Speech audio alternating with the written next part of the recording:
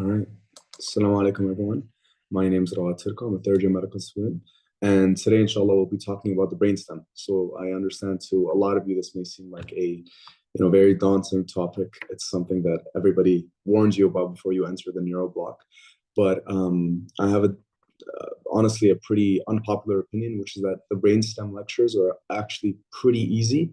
But the key thing that you have to try to do is just repeat as many times as you can. You have to repeat the concepts, and you have to basically just memorize every single detail about the brainstem in order to understand it well. But once you do it the first few times, inshallah, it's very, very easy. All right. So I'm going to try to make this a pretty interactive PAL session, inshallah. This is for those of you who have already done all the lectures and would just like a quick revision of all the main concepts. So if you have any questions at any point during the interview, or sorry, during the session, please type it in the chat so that I can see it. Okay. So we're going to start with the brainstem functions. Okay, some very general functions of the brainstem, and then we're going to go through every single cranial nerve and talk about the functions of it and where it comes from the brainstem. Then we're going to be talking about some gross anatomy of the brainstem. Then we're going to be moving on to the sensory nuclei and the sensory tracts and the motor nuclei and the motor tracts, and then the medulla, the pons, the midbrain, the tracts again of the cranial nerves this time, and then finally we'll be talking about brainstem lesions, but inshallah this will be done tomorrow in a separate session. Okay, so brainstem. This is the picture that you guys know, of course. Basically, what you have to know about the brainstem is that it's the caudal part of the brain. Okay, and what that means is basically it's the continuation from the spinal cord to the brain. Okay, and it basically just connects all of the tracts and all of the pathways that you find in your spinal cord. It connects them with the brain. Okay, so it consists of three main things, which are the midbrain, the pons, and the medulla. So this right here, this little structure right here, that's the midbrain. Okay, then this is the pons, and then finally this is the medulla. Okay, all right. Now, like I mentioned, it's continuous with the spinal cord. All right, so that's why it's a hub through which all the ascending sensory pathways, descending motor pathways, and other local pathways of the central nervous system. Okay, let's dissect this a little bit. So we know we have, for example, sensory pathways that are going up from our spinal cord to our brain. Okay, those will be carried through the spinal cord, and then they will move obviously through the brainstem. In the same way, we have motor tracts that are going down from the brain to our spinal cord and towards different parts of our body. Those will be also going down through the brainstem. All right. And then there are also little local pathways. So what that means is that there are local pathways connecting different cranial nerves. We'll be going into detail about that later on, inshallah. But all you have to know is that all of those structures are located inside of the brainstem. And finally, this is very, very important. It's the source of all of the cranial nerves, with an exception that we'll be getting into in a little bit. Okay, so because we have all these little pathways, all these pathways running through the brainstem, a brainstem lesion can affect multiple structures. So let's say, for example, we have a lesion in a specific part of the brainstem, and we have in that specific area sensory pathways and motor pathways. All right, that's why people say that spinal cord injuries, and specifically spinal cord injuries that are close to the brain, are so dangerous, because since you have all those pathways running through that tiny little area, any lesion in that area can affect multiple things in your body, including cranial nerves. All right. So this is again a picture of what the brainstem looks like. Okay, so we have three parts, like I mentioned. We have the medulla, which is down here. It's the most caudal part. By the way, we're going to be using these terms a lot: caudal and rostral. Caudal basically means inferior, or basically would mean closer to the anus. That's what the actual definition would be. And rostral means closer to the head or to the brain. All right, so most caudally we have the medulla, and in the medulla we can see different structures. We're going to be getting into the specifics of those structures later, but for example, we have these pyramids, we have these olives. We're going to be talking about those later, but this is the medulla. This is the pons. You can see here we have basically this basilar pons. We have right here the central sulcus. And then we have the midbrain again. We have these little structures. These are cerebral peduncles and things like that, the interpeduncular fossa, things like that. And all of these little yellow structures that you can see here, these are cranial nerves. All right, so you guys can see that outside or coming from the brainstem are all of our cranial nerves. Okay, so very quick summary. Now, Cranial nerves. This is very, very important. If there's one thing that I want you to take away from the Brainstem lectures is just to memorize all of the functions of the cranial nerves, because if you understand all of the functions of the cranial nerves, then later on you can easily, inshallah, basically know the lesions, what the lesions would look like. So if I know that, for example, a cranial nerve 3 is affecting my the eye muscles, and then later on I read a question where a patient has a problem in moving his eyes, then I know that the lesion is somewhere, or it's affecting the oculomotor nucleus. Okay, so things like that. So again, they supply the head, neck, and face. Okay, and this is basically a table summarizing all of the cranial nerves. We have the first one, which is olfactory, and then the second one, which are optic. I don't want you to focus on these two cranial nerves right now, because these will not be taken in your neural block, okay? Because they actually exit the brain above the brainstem, so you don't have to focus on those right now. So we're going to start from oculomotor, okay? This is the third cranial nerve, and it basically controls eye movement, okay? These are your extraocular muscles. So basically, when you want to move your eyes to the left or to the right or up or down, it's your oculomotor muscles that are going to be supplying pretty much all of your extraocular muscles, except for two exceptions, okay? One of those exceptions is the superior oblique muscle, which is controlled by the trochlear nerve, okay? So again, this is the third one, which is oculomotor, and this is the fourth one, which is called the trochlear nerve, okay? Again, it's eye movement, but it's specifically the superior oblique. So what the superior oblique muscle would do is that it would actually basically control your downward and medial movement of your eyes. So basically, if I hold my finger in front of my face and I move it closer to my nose, it's my trochlear muscle that's going to be basically controlling that movement. All right. Then we have your your trigeminal nerve, which is the fifth one. It controls many, many things. Okay. Basically, what I want you to remember mostly about the trigeminal nerve is that it has a very, very large sensory root, which means that most of its function is sensory. Okay, so it's going to be basically controlling your facial sensation. So whenever somebody touches your face, this would be the trigeminal nerve that's taking care of that. It also has some motor functions as well, like mastication, which is basically controlling your jaw muscles and helping you to chew. Okay, it's also going to be having some sensory functions in your tongue too. So it's going to be controlling the somatosensation from the anterior 2/3 of the tongue. We'll be talking about that soon, because the tongue is actually a very interesting structure in the context of cranial nerves, because different cranial nerves have different functions related to the tongue. So some cranial nerves basically control the sensation. Other cranial nerves have a function in taste. Okay, so they control taste and things like that. All right. And then we have the abducens. So I mentioned before about the oculomotor nerve, that it controls mostly all of your extraocular muscles except for two. One of those being the superior oblique, controlled by the trochlear, and then the second one being the lateral rectus muscle, controlled by the abducens nerve. So lateral rectus, you can guess from the name, it would have basically the function of this muscle would be to laterally, or basically to abduct your eyes. Okay, so when I'm looking, or when I don't turn my head, but when I look to the sides, that's the lateral rectus muscle. All right.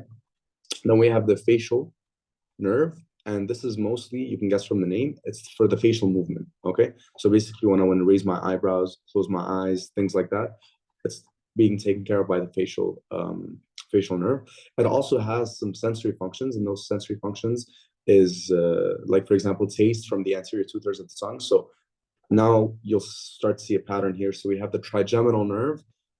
Basically controls the somatosensation from the anterior 2/3 of the tongue, but the facial nerve controls the taste from the anterior 2/3 of the tongue.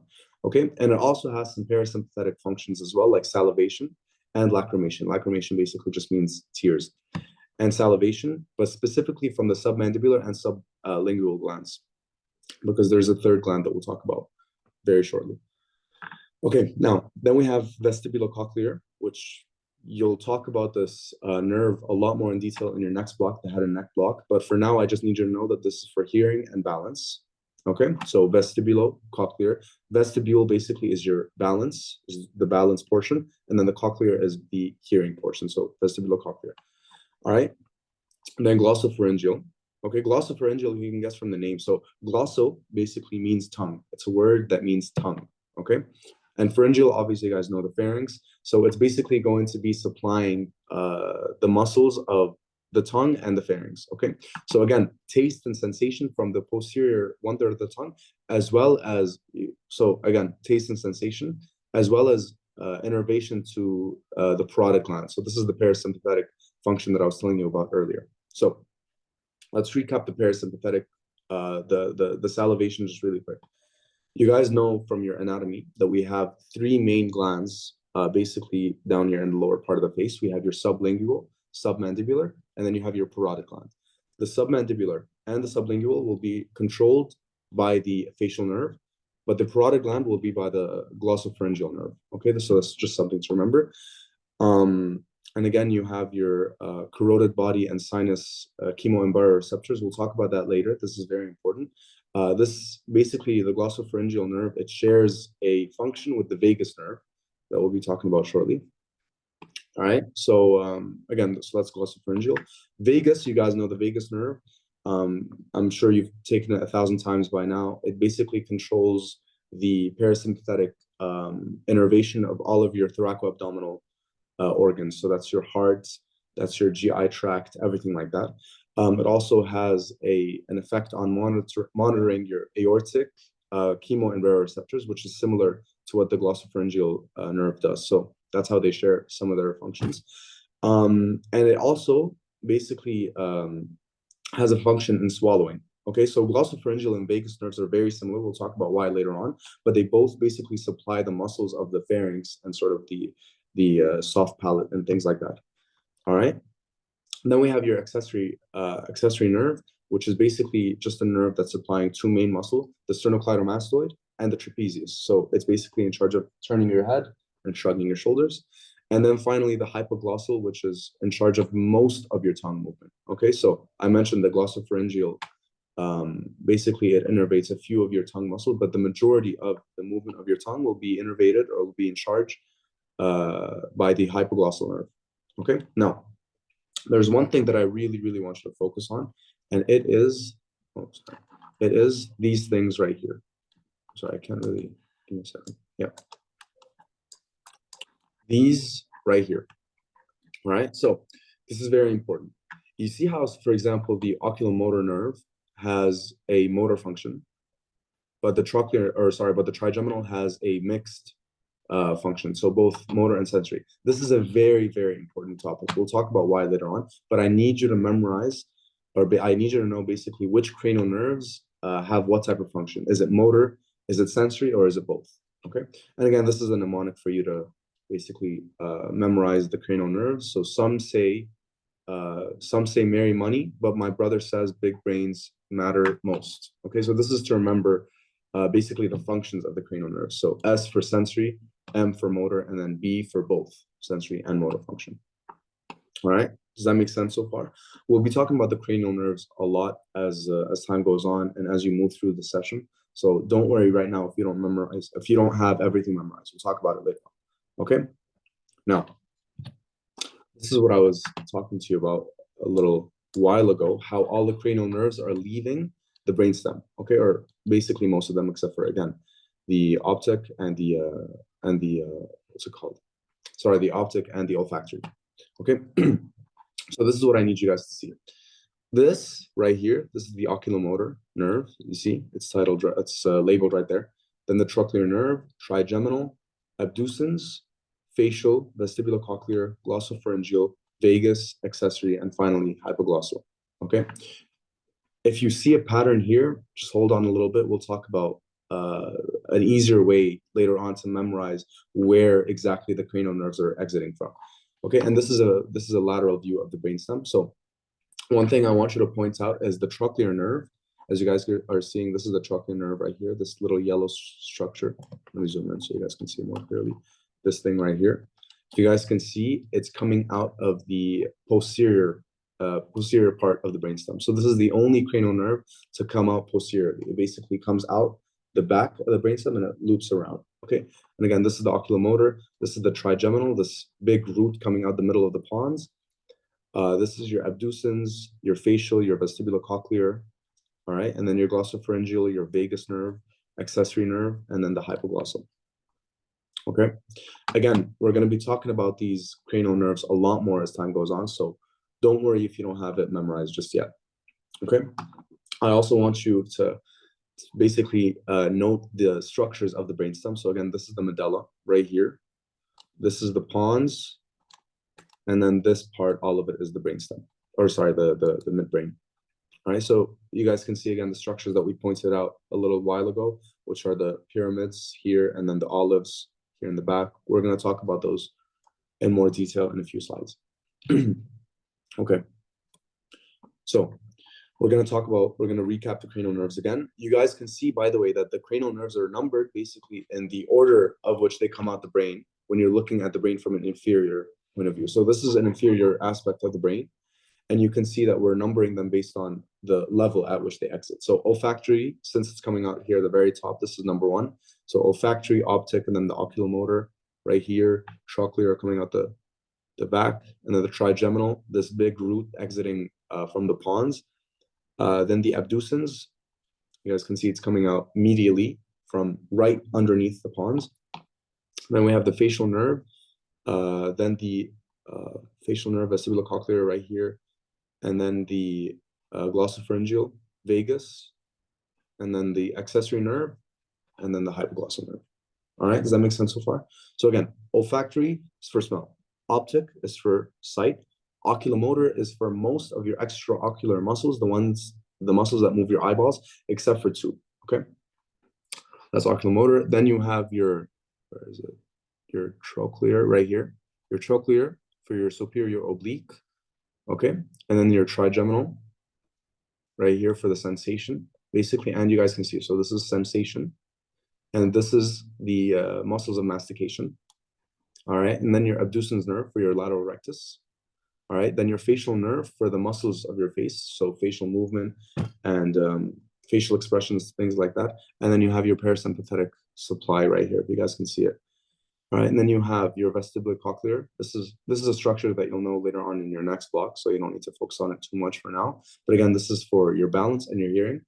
And then you have your glossopharyngeal. You guys can see vagus. So you guys can see right here the thoracoabdominal organs. Then your accessory nerve, and then finally the hypoglossal, which are the muscles of the thumb. Okay, do we have any questions whatsoever about the cranial nerves at all before we move on?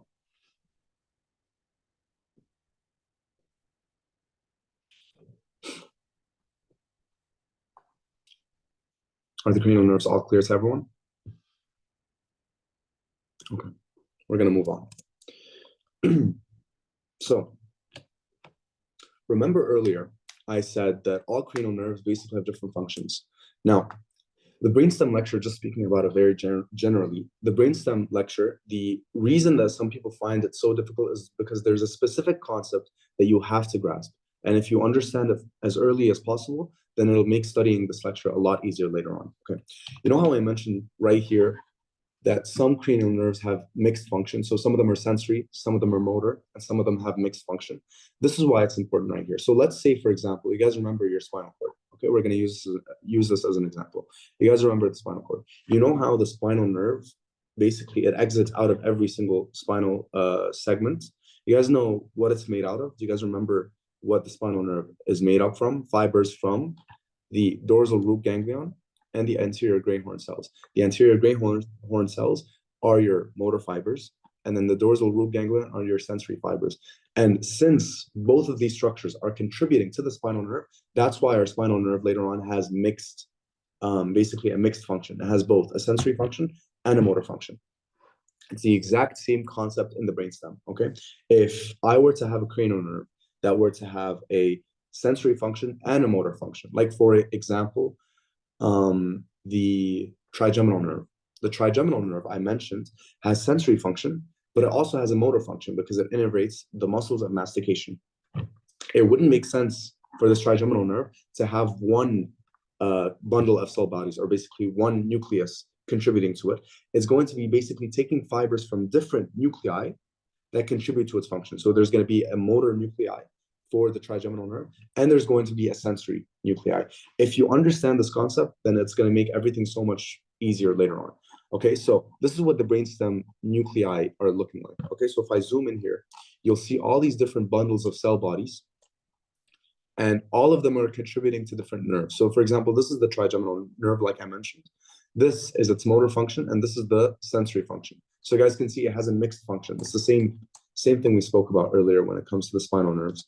Okay, so I just need you to understand right now, I just need you to understand that cranial nerves have different functions. Some have sensory, some have motor, some have parasympathetic, things like that. The more functions they have, the more nuclei that are going to be basically contributing to that nerve. Does that make sense? All right. This is the very, very crucial point. If you understand this, it's going to make everything so much easier later on. Okay? So now let's get into some general anatomy of the brainstem. Okay, here's some things that I want you to know. From the medulla, first of all, we're going to start from the medulla. You have your pyramids. These pyramids are your corticospinal tracts. This is a very important thing to remember. You guys remember your corticospinal tracts from the spinal cord lectures? Those are your motor tracts, okay? They're coming from the cortex of your brain, and then they're traveling down to the spinal cord, and basically they're controlling your muscles, all of your muscles. Those are your upper motor neurons. You guys remember that whole concept? Well, when we reach the medulla, or when we reach the brainstem specifically, we start to call these pyramids. Okay, so this is the pyramid. Inside of your pyramids, you have your corticospinal tracts. Okay. Now, also in the medulla, there are these little things, these little pouches called olives. Okay, and they contain, you can guess from the name, your inferior olivary nucleus. Okay, or your olivary body. You don't need to know the functions of the inferior olivary nucleus yet. You're going to take that once you get to your, you're going to take that in your cerebellum lecture later on in the block. But for now, I just need you to point out these olives. Okay, so you have your pyramids here in the center, and then you have your olives here, a little bit laterally. Okay, and between the pyramids and the olives, you have your hypoglossal nerve. Okay, so you could say that this basically is in the post-olivary sulcus. Post-olivary sulcus is where your hypoglossal nerve is going to be coming out from. Okay. And then you have your pons. By the way, we're just looking at the anterior aspect of the brainstem right now.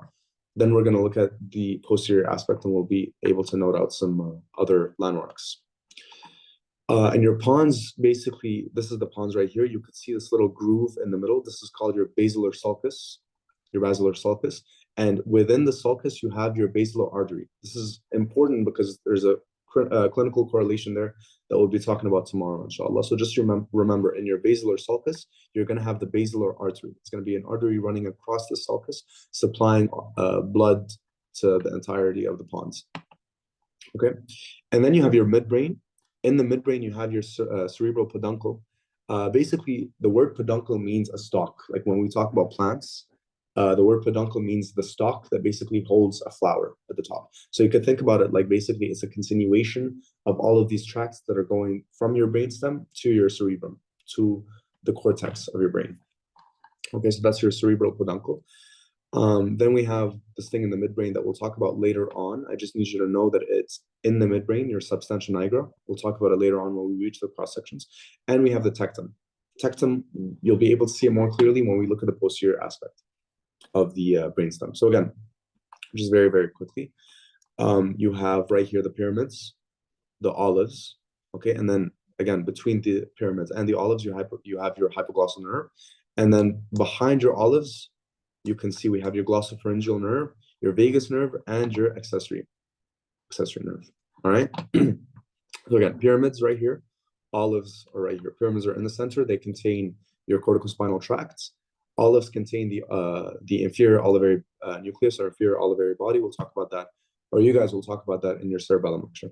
Okay, I want you to just take a look at this and just remember this for now. We're not going to talk about it in this slide. We'll talk about it in a few slides, but just remember this. This is called the pyramidal decussation. We'll talk about it later on. And then we have the pons. This is the pons, and this is the basilar sulcus of the pons. This is where your basilar artery would lie. And then this is the midbrain. You have your cerebral peduncles. Within your cerebral peduncles, you have something called the cerebral crus. We'll talk about that, or the crus cerebri.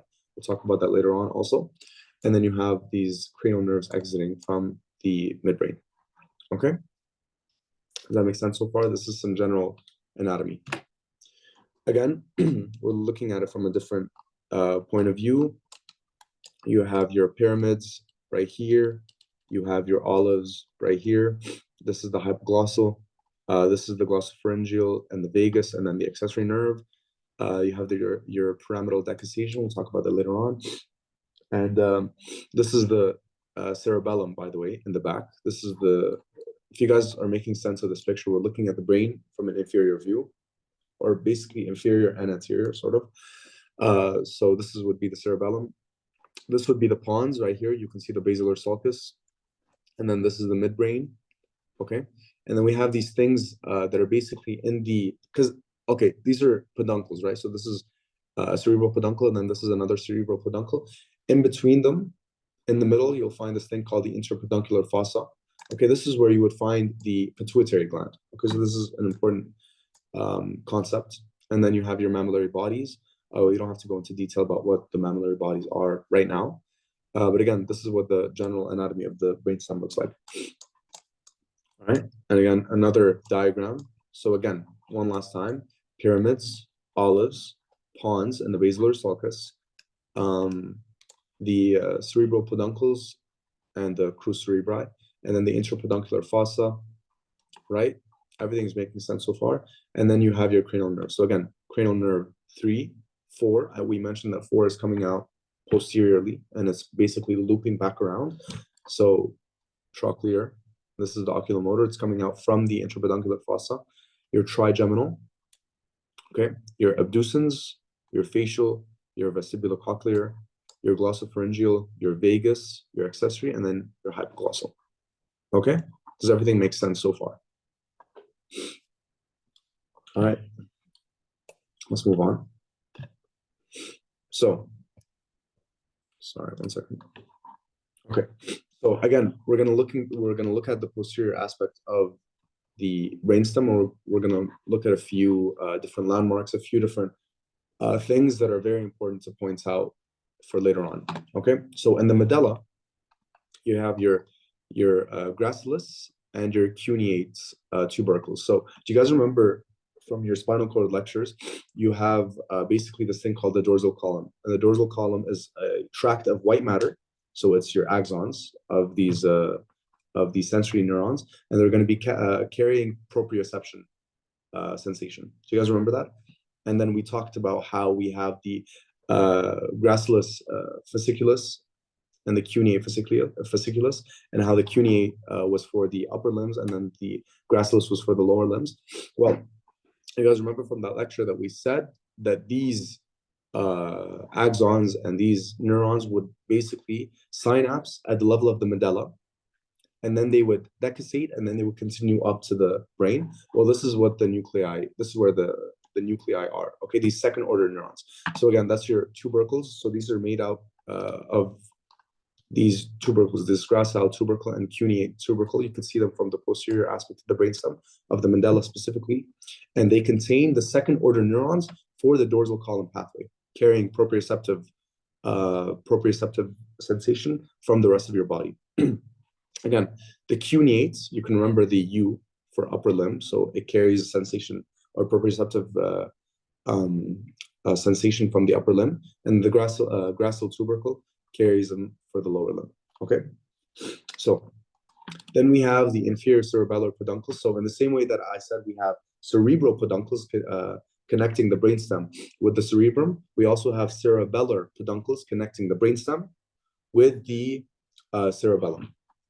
So at the level of the medulla, we could see the inferior cerebellar peduncles. So this would be these structures right here. Again, you don't need to remember their exact function or what type of nerves or neurons they carry, because we'll talk about that later on in your cerebellum lecture. Okay, so a few things that I want you to point out again is the cuneate tubercles and the gracile tubercles. These are for these contain your second order neurons of the dorsal column pathway, carrying proprioceptive sensation from the rest of your body.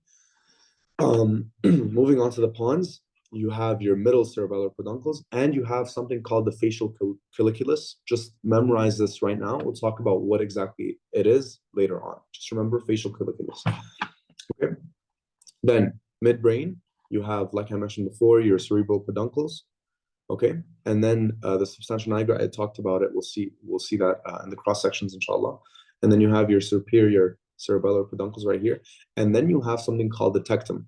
Okay, the tectum is going to be made clear in the very next slide right here. So we're going to recap a concept, inshallah, from your first few weeks of neuro. Okay, so do you guys remember the ventricular system? We have the third ventricle up here, and then it basically continues as the cerebral aqueduct and then it becomes the fourth ventricle, and then it continues down and as the central canal. Okay, what I need you to remember is that we have different parts of the brainstem. Okay, so the most anterior or ventral part of the brainstem, we'll call that the basal area. Okay, the space in the middle, we'll call that the tegmentum, and then anywhere that's basically behind the cerebral aqueduct, we'll call that the tectum. Now, since we have the fourth ventricle at the level of the pons, approximately, okay, it means the cerebral aqueduct will be above this level, above the fourth ventricle, right here at around the level of the midbrain, okay? Behind the cerebral aqueduct, that's that little area, we call that the tectum, okay? So you wouldn't find the tectum, again, you wouldn't find the tectum in the medulla, because after the fourth ventricle, it becomes the central canal. It's no longer the cerebral aqueduct, but you would find it in the midbrain. Okay, so again, the tectum is the area of the brainstem that's behind or posterior or dorsal to the cerebral aqueduct. Okay, so just a few things that you have to point out. So coming back, this is basically the tectum right here, and it contains four structures. These are called your colliculi, your superior and inferior colliculi. You guys remember from your lectures, but the superior colliculus is for your visual reflexes. Your inferior colliculus is for your auditory reflexes. We'll talk about that more later on. Okay. All right. Now we're going to get into the nuclei. So I mentioned before that we have different types of nerve fibers, and there may be an overlap between different nerves and their function. Okay. So for sensory nuclei, we have a few different types of sensory nuclei, okay, and sensory tracts, okay? So we have the general somatic afferents, the general visceral afferents, the special somatic afferents, and the special visceral afferents, okay? So the general somatic afferents, that's going to be your normal sensation, the sensation from your face and from any other area that the cranial nerves supply, and it's basically just going to be pain, touch, temperature, 2-point discrimination, proprioception, things like that. And the distribution is going to be from your skin, your skeletal muscles, the joints, and the bone. These are your general somatic afferents. Okay, now, general visceral afferents, these are going to be autonomic afferents from your visceral organs. So it's going to be basically like visceral sensation. So you can think about it in the context of the brainstem as your chemoreceptors and your baroreceptors. Okay, that would be a function of your vagus nerves, if you guys remember the vagus nerve and the glossopharyngeal nerves. Again, this will be made more clear, inshallah, later on. Okay, so far we have the GSA, your general somatic afferents, which is just basically pain, touch, temperature, 2-point discrimination, proprioception, all those things. And then we have the general visceral afferents. So this is a sensation from your visceral organs. Okay, and then we have special somatic afferents. Now, these are special nerves. They're going to be carrying special functions. So these special functions are going to be from the retina, the auditory, and the vestibular receptors. Basically, it's just a fancy way of saying sight, hearing, and balance. Okay? Sight, hearing, and balance. So what type of cranial nerves would you guys say have the SSA function? Cranial nerve 8, the vestibulocochlear, and sight. So it would be cranial nerve 1, but again, cranial nerve 2. But again, we're not going to be talking about cranial nerve 2 for right now. So those are your special somatic afferents. And then finally, you have your special visceral afferents. So this would be in the context of the brainstem. This would be taste and smell.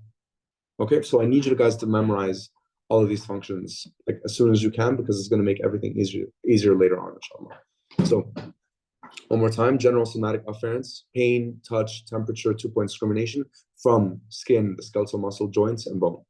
Okay, GVA or general visceral afferents is your visceral sensation. Special somatic afferents is for sight, hearing, and balance. And then special visceral is for your taste and for your smell. Okay? Does that make sense so far? You could think about basically the way to sort of differentiate between special somatic and special visceral. The way I like to think about it is that our eyes and our ears are sort of external. Like when you think about the eyes and the ears, they're sort of external in your face. So it would be somatic, so special somatic. But the tongue, for example, it's basically inside of your body, so it would be visceral, special visceral. It's just an easier way to think about these things. So, of course, you guys know this diagram. Dr. Yaqeen loves to use these types of diagrams.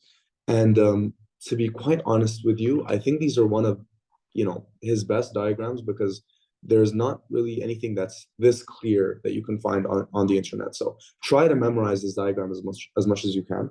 So we're going to be talking about all of the sensory nuclei. So again, we mentioned we have GSA, so your general somatic afferents.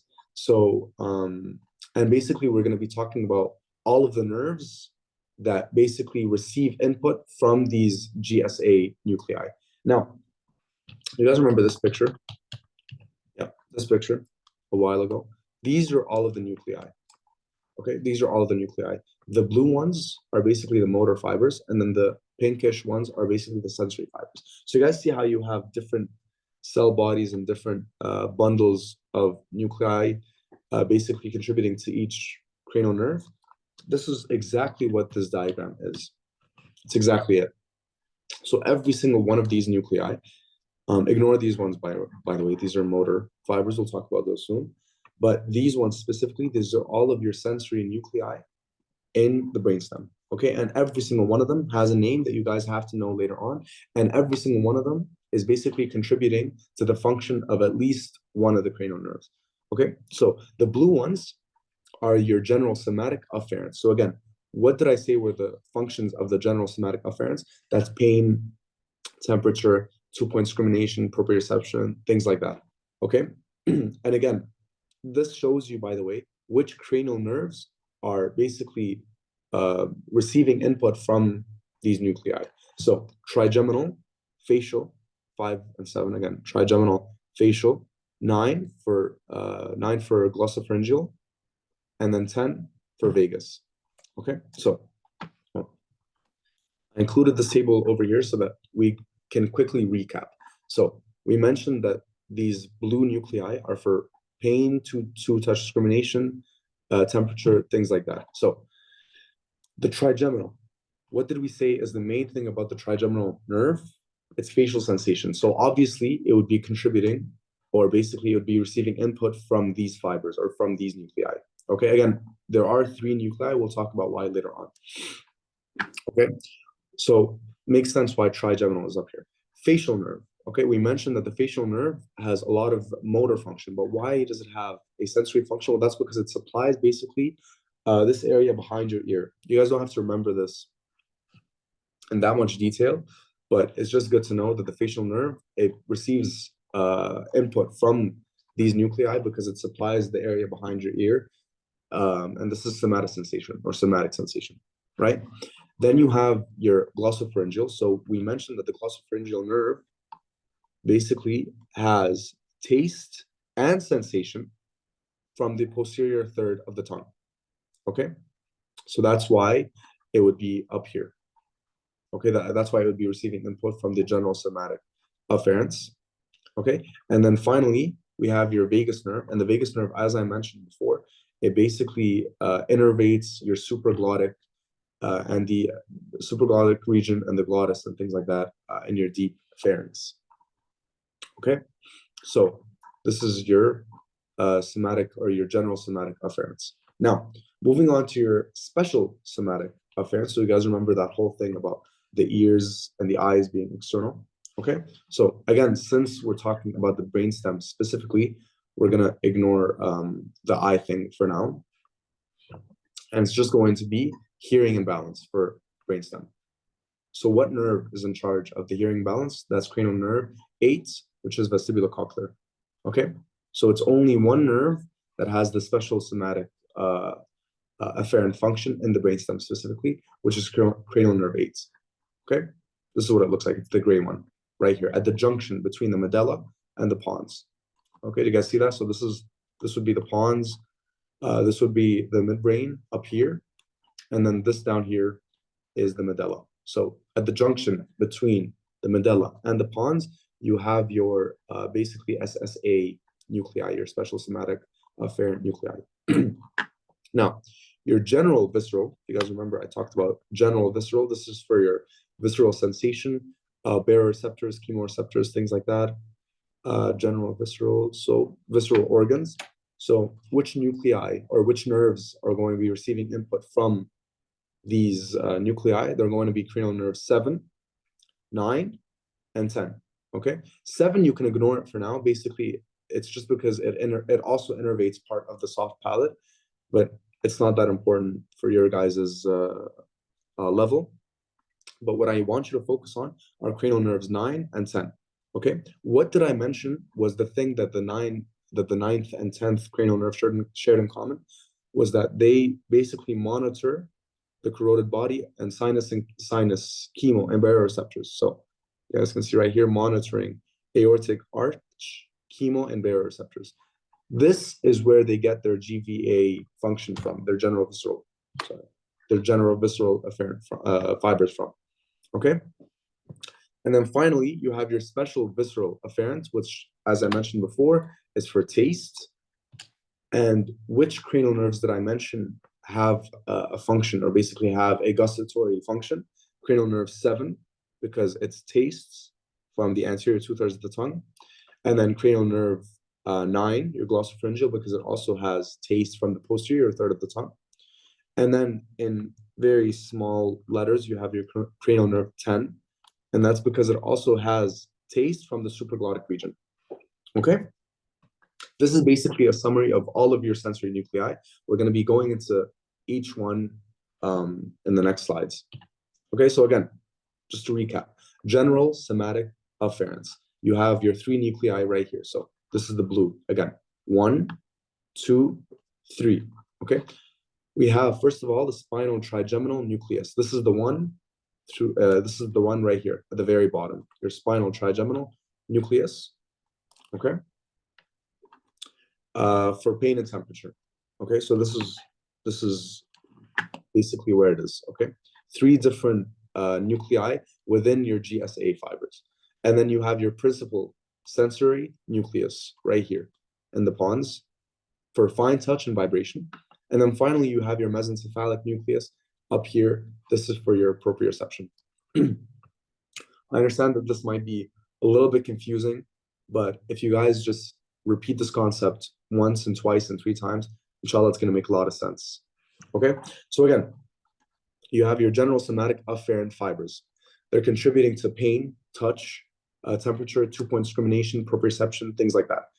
Okay, but obviously you're going to have different nuclei with different names, because you can't just have one nucleus or one bundle of cell bodies basically doing all of these functions for all of these different nerves.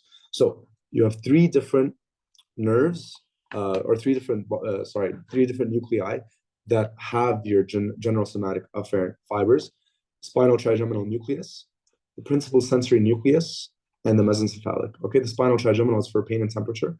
Principal sensory nucleus is for fine touch and vibration. And then the mesencephalic nucleus is for proprioception. Okay, this is basically just a fun fact. Actually, it might make it easier for you guys later on too. But the spinal trigeminal nucleus is actually continuous with the spinothalamic tract, and that's why the word spinal is right here. Okay, so spinal trigeminal because it's continuous with the spinothalamic tract, and it's basically the major function of this nuclei is for the trigeminal nerve, because as I mentioned, the trigeminal nerve has most of, or basically is in charge of most of your sensation from the face. Okay, and then the principal sensory nucleus is for fine touch and vibration right here, and then the mesencephalic nucleus for proprioception. Okay. Next would be the general visceral afferents. So general visceral afferents, like I mentioned back here, is for visceral sensation. So this is your baroreceptors and your chemoreceptors, and basically any sensation from your abdominal, thoraco-abdominal organs. Okay, visceral information from the body. We call this the nucleus tractus solitarius. Okay, you might see people refer to it as the solitary nucleus. It's the same thing. So the NTS, or the nucleus tractus solitarius, is the general visceral afferents. And again, it's this green structure right here. Now, you'll notice here that you have basically two green structures, and that's because your taste and the visceral sensation, both of them are basically under the control of the nucleus tractus solitarius. But the difference is that the visceral sensation, or the GVA fibers are coming from the caudal part, or the lower part, the inferior part of the NTS, of the nucleus tractus solitarius. But the taste sensation is going to be coming from the rostral part, or the upper part of the NTS. Okay, so it's just something to remember for later on. Okay, and again, we mentioned that for visceral sensation, we have cranial nerves. 7 is not that important, but 9 and 10 mostly. And that's because of your chemoimbaroreceptors, if you guys remember. All right, so that's your general visceral afferents. Then we have the special somatic afferents. I mentioned that this is just one nerve, the vestibulocochlear nerve. So it's basically this green structure over here. And you have 4 nuclei for your vestibules, or for balance specifically. And you have 2 nuclei for the cochlea, or for hearing. Okay, so almost done. We just have the last one, which is your special visceral afferents, and that's again your nucleus tractus solitarius, the rostral part, and this is for taste, the gustatory nucleus. That's what other people refer to it as. Okay, so some people refer to the rostral part of the nucleus tractus solitarius as the gustatory nucleus, and that's because it's in charge of taste. And again, what nerves are receiving input from the gustatory nucleus, or the rostral part of the NTS? Those would be your cranial nerves 7, 9, and 10. 7, because again, taste from the anterior 1/3 or anterior 2/3 of the tongue. Glossopharyngeal, or sorry, did I say 8? I meant 9. 7, 9, because taste from the posterior third of the tongue. And then vagus, because it's also receiving taste sensation from the supraglottic region. All right? Okay. So just as a quick recap, these are all of your afferent nuclei. Okay, again, this is the same structure we were looking at. This is the same diagram. This is a summary of all of your cranial nerves. And this is another diagram showing you all the cranial nerves. So you have your principal sensory nucleus of the trigeminal nerve right here. Your mesencephalic nucleus. So you guys see the correlation right here. So this would be the mesencephalic, and this would be the principal sensory nucleus. So right here, this little structure, this pink structure, and this pink also structure is the principal sensory nucleus. And then you have your spinal nucleus and tract of trigeminal nerve right here. So you guys see how it's continuous.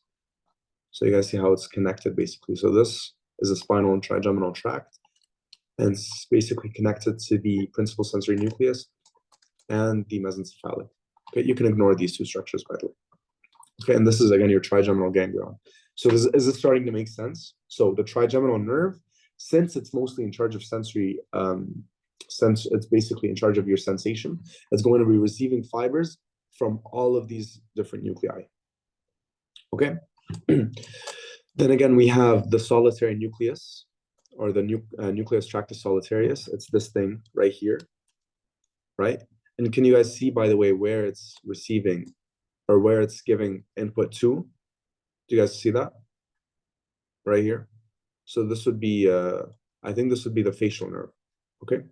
So the nucleus tractus solitarius. So this would be the facial nerve. All right.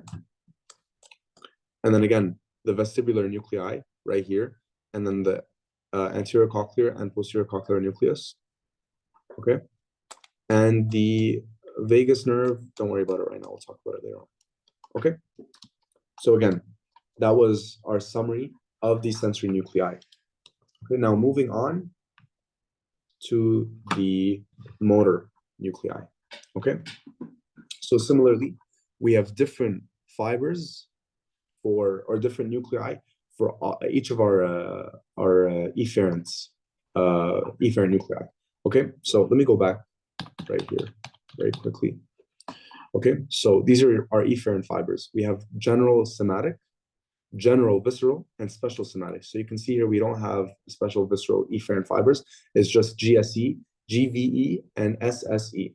Okay, so general somatic efferents, this is basically the same thing that we know. It's basically skeletal muscles. So this would be innervation of skeletal muscles. Now, general visceral, this is basically another way of saying parasympathetic.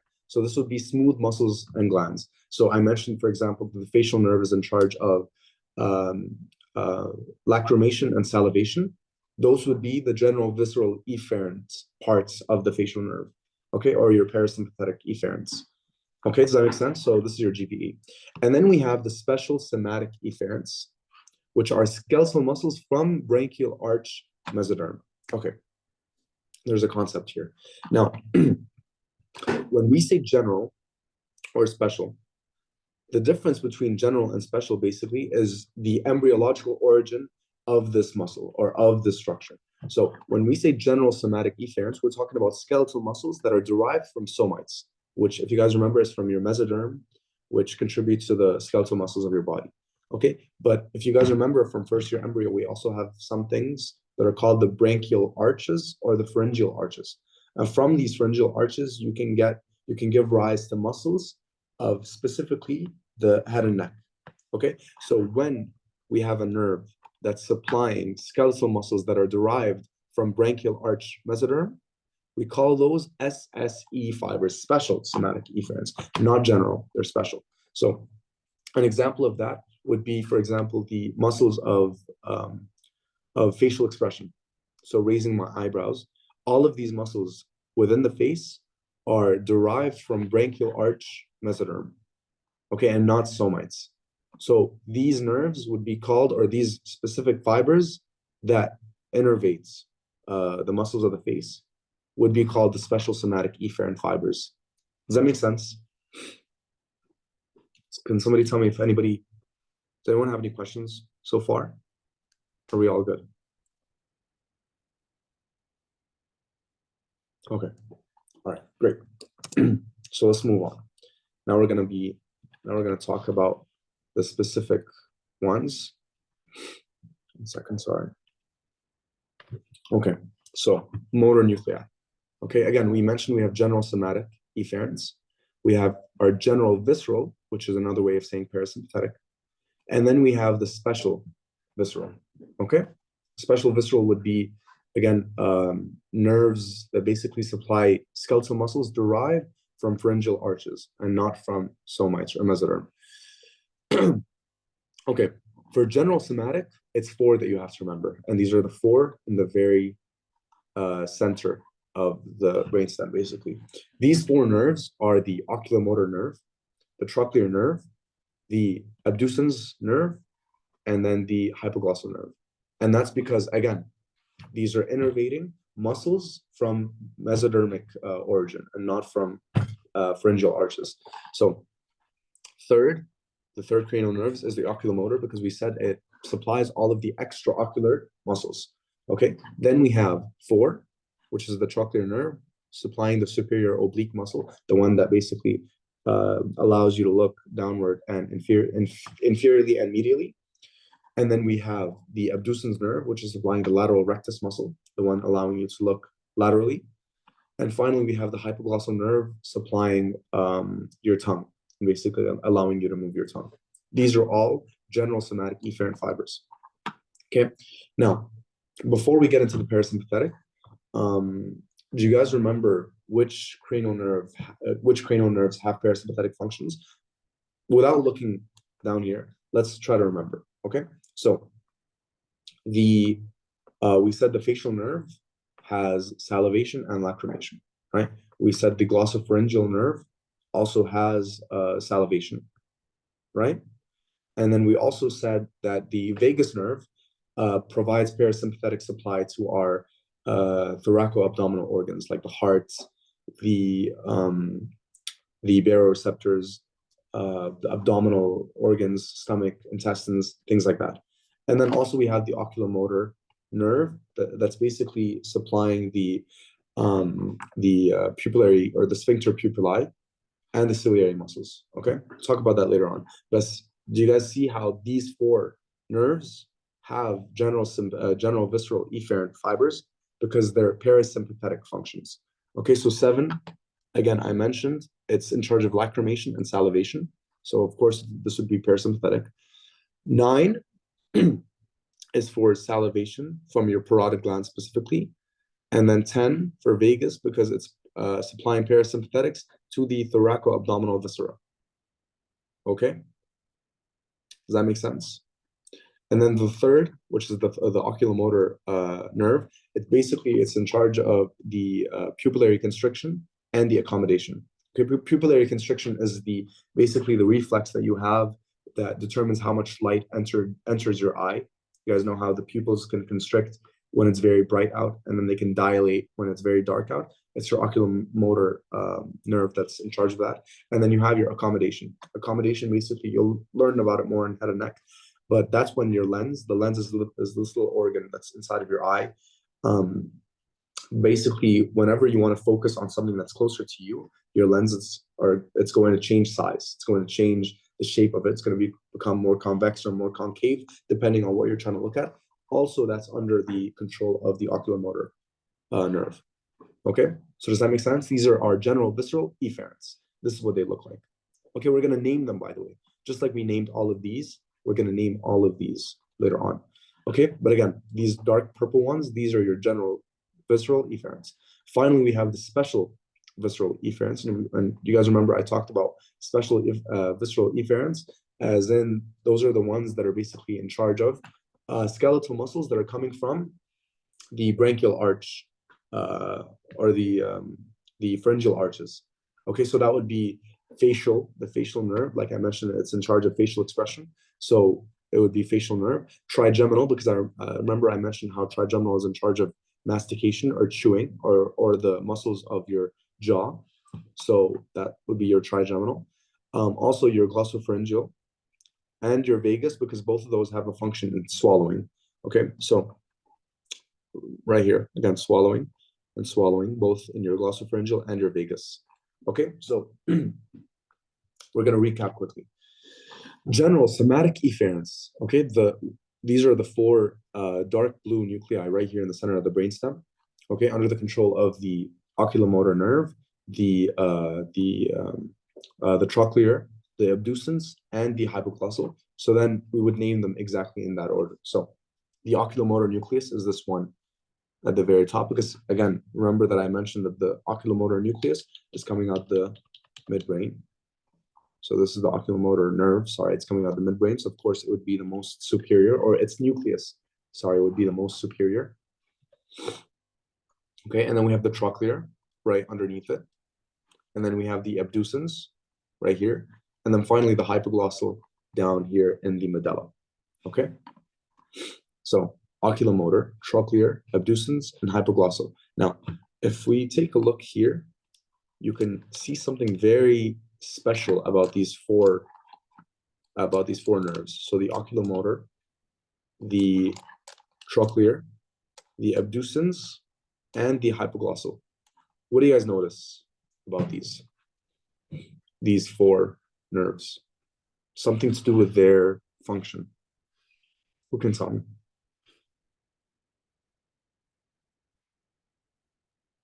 Does anyone have an idea? Okay. These four nerves have a pure motor function. Okay, so you see here, they're just motor. So oculomotor, it's just a motor function. So is the trochlear, so is the abducens, and so is the hypoglossal. Okay, this is important because it's going to be, we're going to talk about this. This specific concept is going to help us out a lot later on in order to determine exactly where the brainstem lesion is when we talk about brainstem lesions. Okay, but just keep that idea in mind. Okay, then we have the general visceral efferents. Okay, these are your parasympathetic nuclei. We have four of them again. So I mentioned that the first one right here is also under the control of the oculomotor nerve, because I mentioned that the oculomotor nerve basically controls the lens accommodation. You guys remember that? And the pupillary constriction. Okay, so this is where the nucleus is. We call that the Edinger-Westphal nucleus. Okay, this is what it's called. Just try to memorize this name. It's under the control of the third cranial nerve, the oculomotor nerve. Okay, then we have our superior salivatory nucleus, cranial nerve 7. This is for lacrimation and salivation of the sublingual and the submandibular glands. And obviously, this would be under the control of the facial nerve. okay, because I mentioned the facial nerve. If you could see here, it's in charge of lacrimation and salivation from the submandibular and sublingual glands. Okay, then we have the inferior salivatory nucleus. This is under the control of the glossopharyngeal nerve, because as I mentioned, the glossopharyngeal nerve also contributes to the salivation from the parotid gland. Okay, so it would be this thing right here. And then finally, we have the dorsal vagal nucleus, which is from the name, it's for the vagus nerve, and this is autonomic control. So all of the things that we've talked about in previous blocks like CVP, you guys know how the vagus nerve basically is in charge of the heart rate.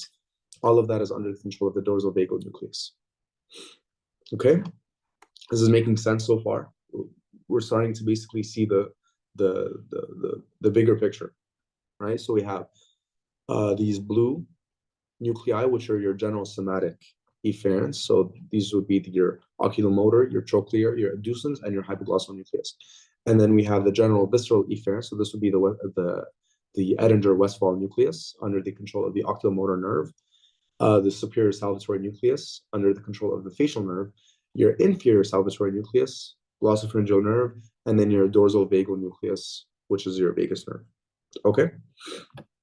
Finally, we have the special visceral efferents. So again, try to think of nerves that are basically innervating muscles of the face, or specifically muscles that come from pharyngeal arches. So that would be the trigeminal, because we mentioned we have the mastication, okay, under its control. The facial, because we have the facial expression and everything like that. And then we also have the glossopharyngeal and the vagus, because they control the muscles of the pharynx and soft palate, which are also coming from pharyngeal arches. Okay, so let's name them again. The most superior one is the trigeminal motor nucleus.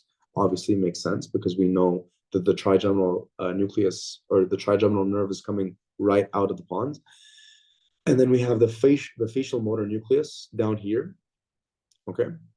Then we have something called the nucleus ambiguus. This is this big nucleus here. This is basically supplying the muscles of the larynx, pharynx, and the soft palate. So these, the nerves receiving input from the nucleus ambiguus are the glossopharyngeal and the vagus nerves. All right. Does this make sense so far? Everything we've talked about? Because right now, good news is we're pretty much done with, like, I think the first few Brainstem lectures. So we're just going to recap one last time. All right. We have all of these cranial nerves. All of these cranial nerves have different functions, whether it be motor, whether it be sensory, or whether it be parasympathetic. Based on these functions, each different function is going to be receiving input from a different nerve, from a different nucleus, or from a different bundle of cell bodies. So we have motor nuclei and we have sensory nuclei. The sensory nuclei are your general somatic afferents, your general visceral afferents, your special somatic afferents, and your special visceral afferents. And then your motor nuclei would be the general somatic efferents, the general visceral efferents, and then the special visceral efferents. Okay? So again, these are your motor nuclei. You have your accessory nucleus of the oculomotor nerve. Basically, this is just another name for the Edinger-Westphal nucleus. Where is it? The Edinger-Westphal nucleus right here, because it's also under the control of the oculomotor nerve. Another name for it is the accessory nucleus of the oculomotor nerve. And then again, right next to it, as you guys can see, would be the actual oculomotor nerve. Trochlear, again, right here, you have your trigeminal motor nucleus. Trigeminal motor nucleus right here. This is a special visceral efferent. If you guys remember, special visceral efferent, because it's skeletal muscle that's derived from pharyngeal arches. And then the abducens nucleus, the facial nucleus, your superior salivatory nucleus. These are general visceral efferents. Facial nerve, and then again, inferior salivatory nucleus. So you guys can see right here. You guys can see, by the way, this is the facial nucleus, and then this is the facial nerve, and you can see a few fibers from the superior salivatory nucleus going to the facial nerve, and that's because, as I mentioned, the facial nerve is in charge of lacrimation and salivation, specifically from 2 of the 3 glands. And then the inferior salivatory nucleus, contributing to the glossopharyngeal nerve right here. as well as the nucleus ambiguous, right? And then we have the vagus nerve here. And then we have the nerve of the hypoglossal nucleus. Yeah, this is the hypoglossal. It's coming out right here, by the way. And then finally, we have we can ignore the nucleus of the accessory nerve, but yeah, this is everything so far. These are all of the motor nuclei. Okay, does everything make sense? Do you guys want to take a quick little 5-minute break, or do you want to keep going?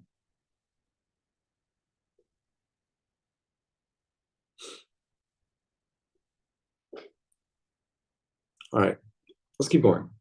Okay, let's keep going. So this is basically the most important rule to remember. It's going to make your life a billion times easier. The rest of this lecture, inshallah, it's going to be so easy if you memorize these rules of 4. Okay, if you remember them, if you memorize them, if you write them down in your exam, I suggest first thing you do when you go in for your exam, your neuro exam, is you sit down and you try to remember these 4 rules of 4. Because if you remember them, everything's going to be made so much easier. Okay, so rule 1: 4 nuclei are below the pons, 4 are in the pons, and 4 are above the pons. This is very easy. Okay, right here you can see we have 12 cranial nerves. Okay, let's split them into 4. We have the first 4, and then we have from 5 to 8, and then we have from 9 to 12. Okay, so the first 4 are going to be coming out above the level of the pons. So that would be your olfactory nerve and your optic nerve. Again, we ignore those for this block because they're coming out above the brainstem. And then we have the oculomotor and the trochlear nerve. Okay, so those are 4 above the level of the pons. And then we have 4 coming from the pons. That's your trigeminal, your abducens, your facial, and your vestibulocochlear. And then you have 4 coming out below the level of the pons. So that would be your glossopharyngeal, vagus, accessory nerve, and the hypoglossal nerve. Okay. Immediately, this makes everything 1,000 times easier because now you know, for example, if I tell you cranial nerve 6, where does it come out from? You'll know that, okay, it's not the first 4, so it's not coming from the midbrain. It is part of the second group of 4 cranial nerves, so I know that it's coming out from the pons. Okay, and it is. It's the abducens. Does that make sense? So that's the first rule. Second rule: 4 factors of 12 except 1 and 2 are purely motor nuclei. So factors of 12. Do you guys remember your factors lesson from high school math, right? So factors is anything basically that's like basically it's divisible by or divisible into 12. So that would be 1, 2, 3, 4, 6, and 12. So if we exclude 1 and 2 because they're coming out above the level of the brainstem, we have 3, 4, 6, and 12. Do you guys remember what 3, 4, 6, and 12 are? These are specifically, I talked about them here. Do you guys remember I talked about them here? These are purely motor nuclei because they're oculomotor, trochlear, abducens, and your hypoglossal nerve. Okay, what I need you to remember about these 4 nuclei is that they're purely motor nuclei. Okay, purely motor nuclei. Now, the third rule is probably the most important one that you need to remember. 4 structures beginning with M are located in the middle. The purely motor nuclei, so that would be these 4 nuclei right here. They're in the middle. Okay, they're in the middle. You guys can see. Okay, and so are the motor pathways, so the corticospinal tracts. And again, we mentioned that the corticospinal tracts are right here in the middle. They're the pyramids or the pyramidal tracts. Okay. The medial lemniscus, which is part of your dorsal column pathway. We'll get into that later on. And then the MLF, or the medial longitudinal fasciculus. We'll talk about that later on. Okay. So what you need to know is that these are in the middle. So when we say, for example, that there is a medial medullary lesion, a lesion in the medial aspect of the medulla, we'll know that the hypoglossal nerve or the hypoglossal nucleus is affected, and that's because it's in the middle. Does that make sense? Okay, and same thing if I want to say that there is a medial pontine lesion. We know that the pons, we have cranial nerve 6 coming out of the pons, which is purely motor. So we know that the abducens nucleus is affected. All right. Same thing with motor pathways, so the corticospinal tracts. So typically medial lesions are going to be affecting the motor function of the body because it affects the corticospinal tracts, as well as the proprioceptive and vibrational sensation of the body, because again, it's in the middle. Okay, now the fourth rule is the four structures beginning with an S are located to the side. So remember, S for the side: spinocerebellar pathway, spinothalamic pathway, the spinal sensory nucleus of cranial nerve 5, which is the trigeminal. So that's your trigeminal nucleus, which is this one right here.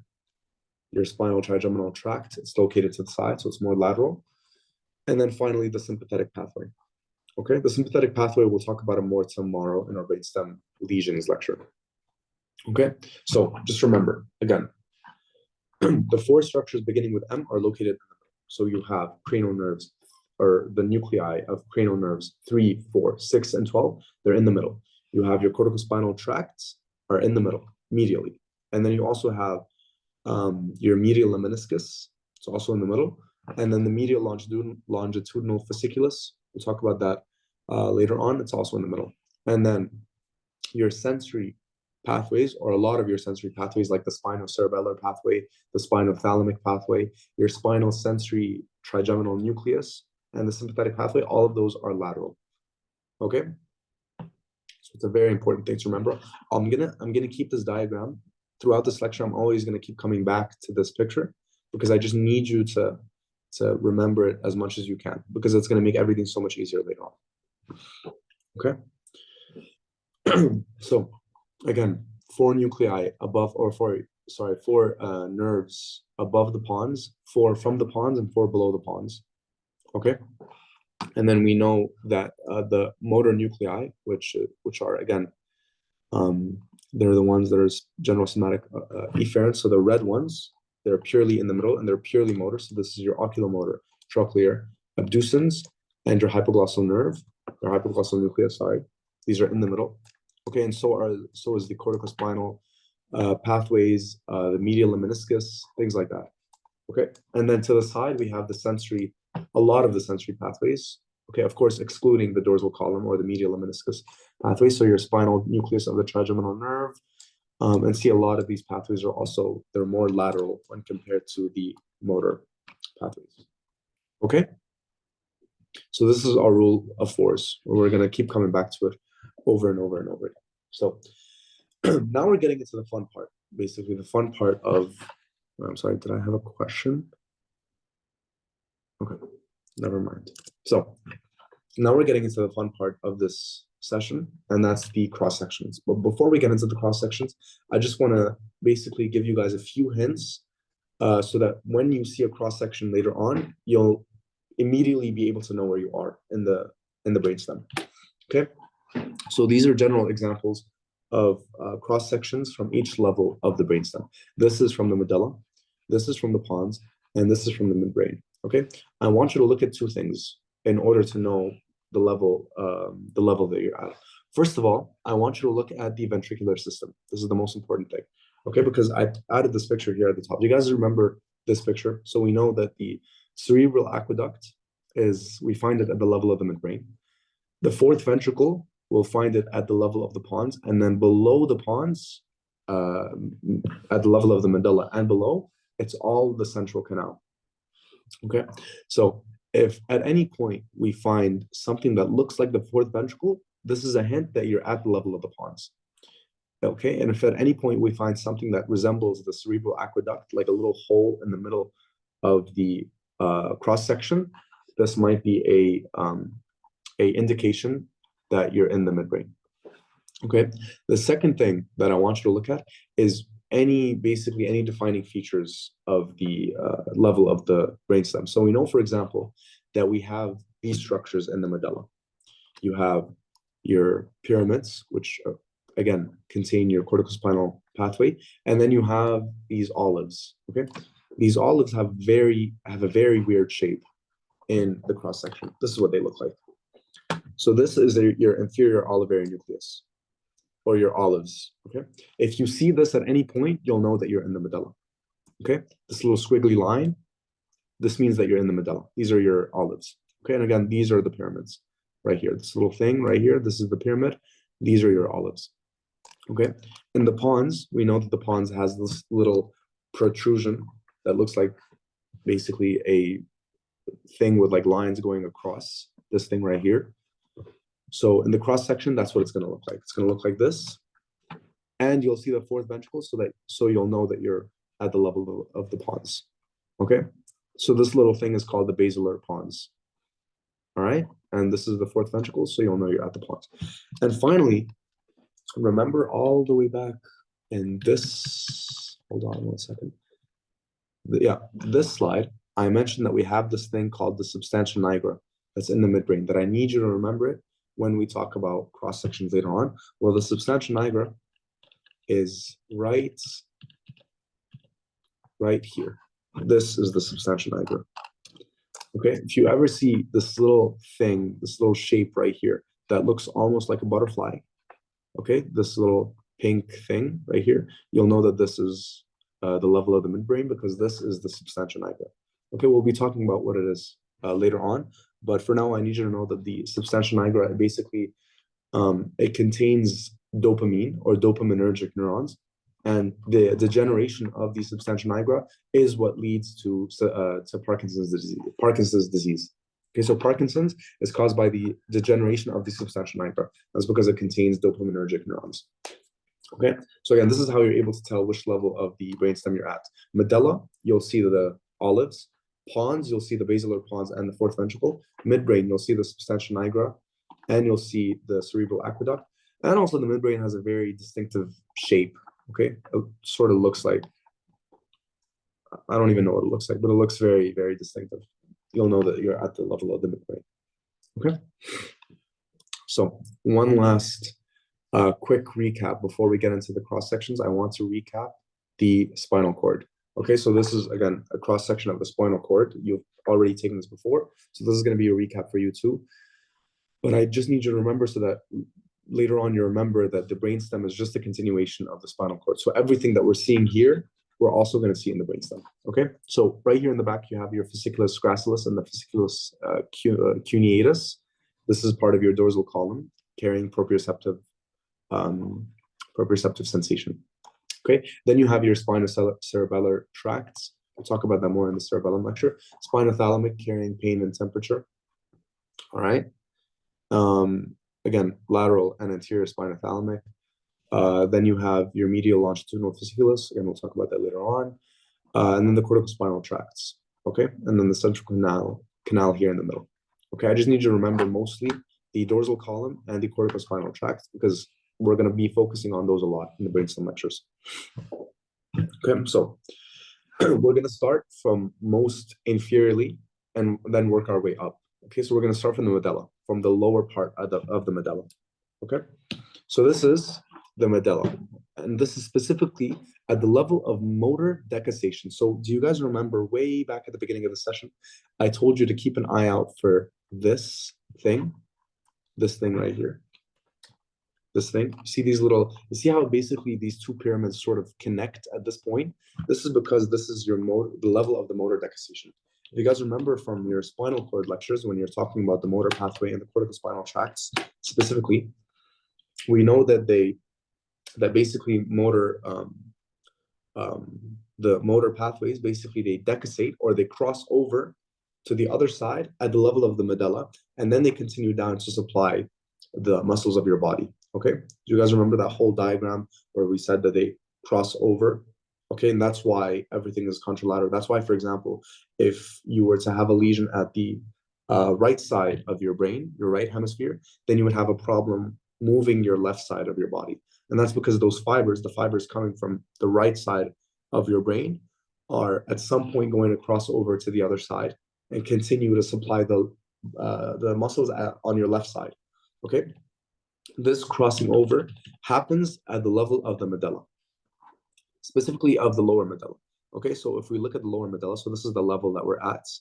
Okay, we have the decussation of the pyramids, which is the crossing over of the basically the corticospinal tracts.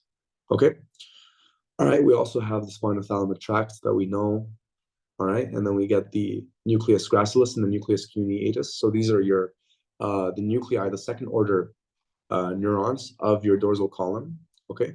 And they're causing basically the nuclei itself. It's causing this basically protrusion that you can find actually in the posterior part of the brainstem. So do you guys remember this picture? Let me go back to this diagram. Do you guys remember this? The tubercles. Okay, this is caused by the nucleus, the second order neurons of your dorsal column pathway. Okay, so that you can find those in the lower part of the medulla. All right. And then we have the spinal nucleus, or specifically the spinal trigeminal tract, which you can find right here. You guys remember this? The spinal trigeminal tract, this green thing. Well, let me go to this picture. Spinal trigeminal tract, this blue thing right here. So it continues all the way down into the medulla. So this is where it would be. Okay. And again, we have your spinocerebellar and everything that we know from the spinal cord segments. Okay. So again, just to recap quickly, you have your corticospinal tracts. Okay. They're coming down from your brain to the rest of your body through the spinal cord in order to supply the skeletal muscles of your body. But at some point, they're going to cross over to the other side. That point would be at the level of the lower medulla, okay? Specifically at the level of the motor decussation. Okay, and we mentioned before, one thing to remember again, that we have the corticospinal tract and the medial lemniscus in the center, in the middle.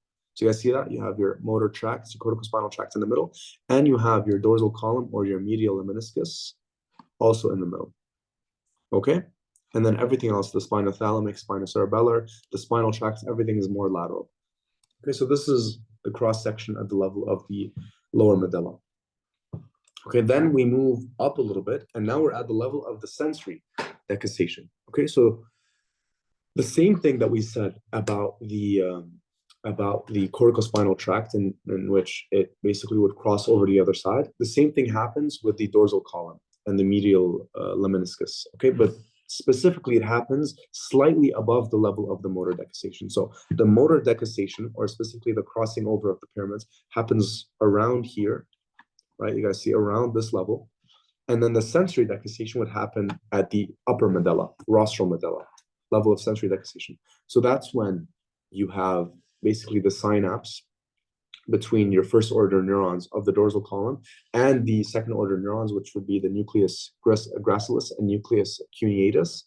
And then after they synapse, they're going to cross over. Okay, they're going to decussate and they're going to continue as the medial lemniscus. Okay. This next concept is low yield, but it's just good to know. After they decussate, after they synapse, while they're crossing over, these fibers are called internal arcuate fibers. Okay, so again, you have your dorsal column, they're going to synapse. As they're crossing over, right after they synapse, while they cross over, they're called the internal arcuate fibers, and then they're going to decussate to the other side and continue up as the medial lemniscus. Okay, now you have your central canal here. Again, I said that's how you know that you're in the medulla. You have your inferior olivary pyramids, your inferior olivary nuclei. Again, these little weird squiggly lines that tell you that you're in the medulla. You have your pyramids here. Okay. By the way, at this point, since they've already crossed over, at this point, at the level of the upper medulla, if you were to get a lesion here on the right side of the medulla, right medial aspect of the medulla, you would basically have hemiparesis of the left side, contralateral, because they're going to cross over after this point. Is that making sense to you guys? Okay, we're right here at the level of the medulla. Okay, upper medulla.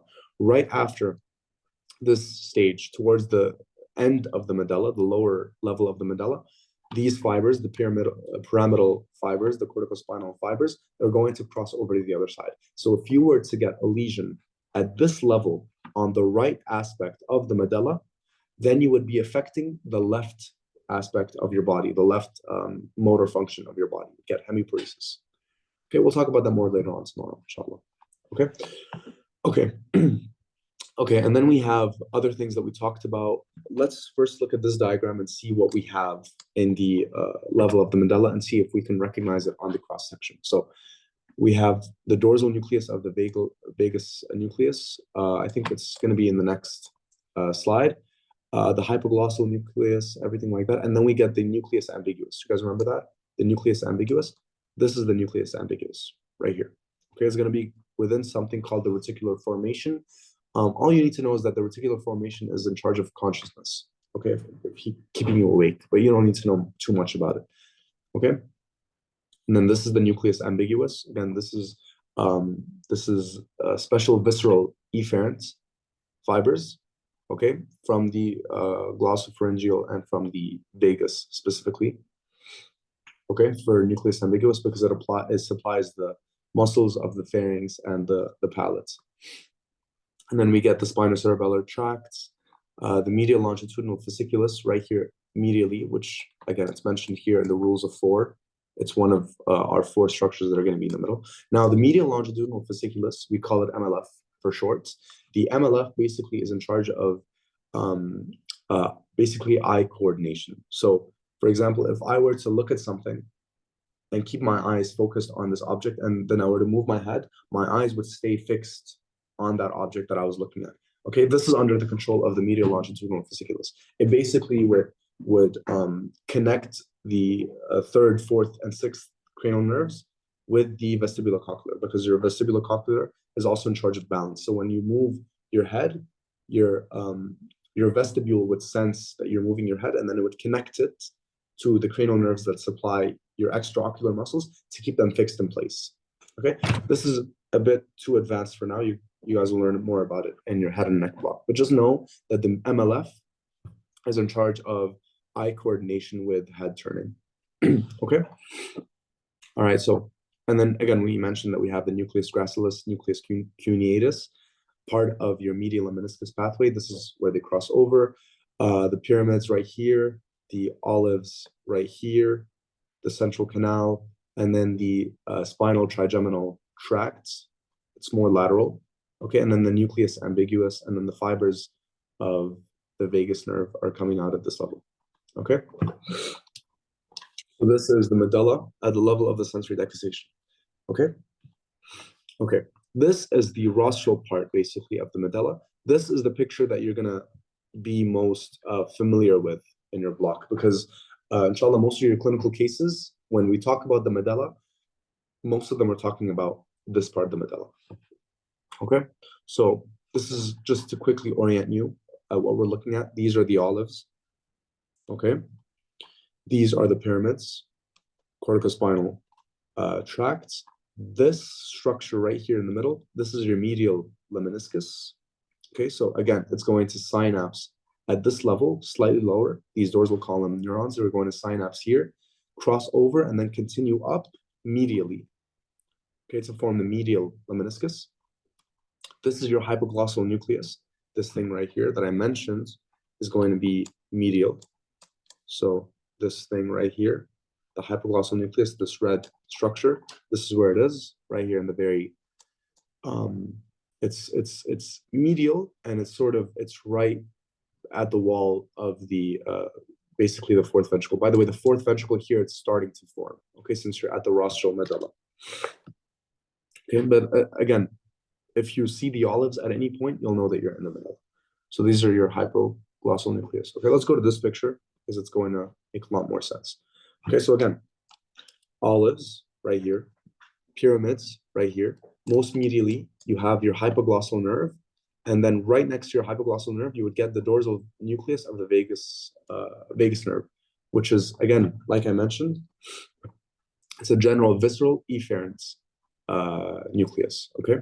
And then you have your solitary nucleus, your nucleus tractus solitarius, again, for visceral information from your thoracoabdominal organs, and also in charge of your taste sensation.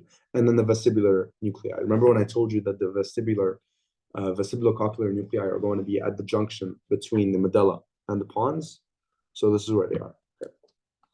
So we're at approximately this level right here. Okay, rostral medulla. Okay, So again, most medially, you'll find the hypoglossal nerve, and then right, like laterally to that, you'll find the dorsal nucleus of the vagus nerve, and then the nucleus tractus solitarius, and then the vestibular nuclei. And again, the nucleus ambiguous, just as we said here, it's right over here. So nucleus ambiguous is going to be around here, basically, okay?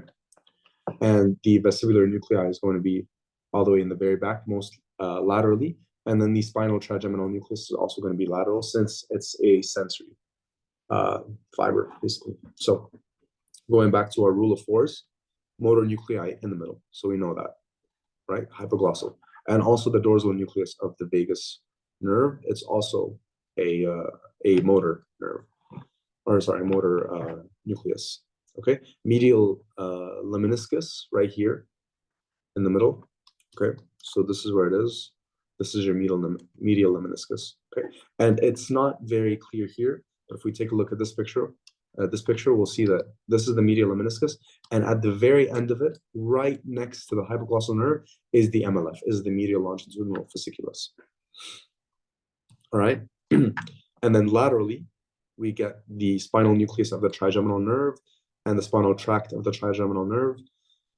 Dorsal vagal nucleus, you guys can see it's right next to the hypoglossal nucleus, and then the nucleus tractus solitarius, and then the vestibular nuclei lateral to that. Okay, is everything making sense so far? Okay, so it's very important that whichever level you're at, you can correlate that with the diagram here and know which nuclei you're looking at. All right, just give me 1 second, guys. Let me turn on the lights because it's starting to get a little dark. 1 second.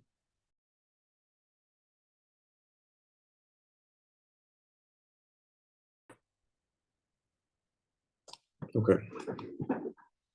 So where were we?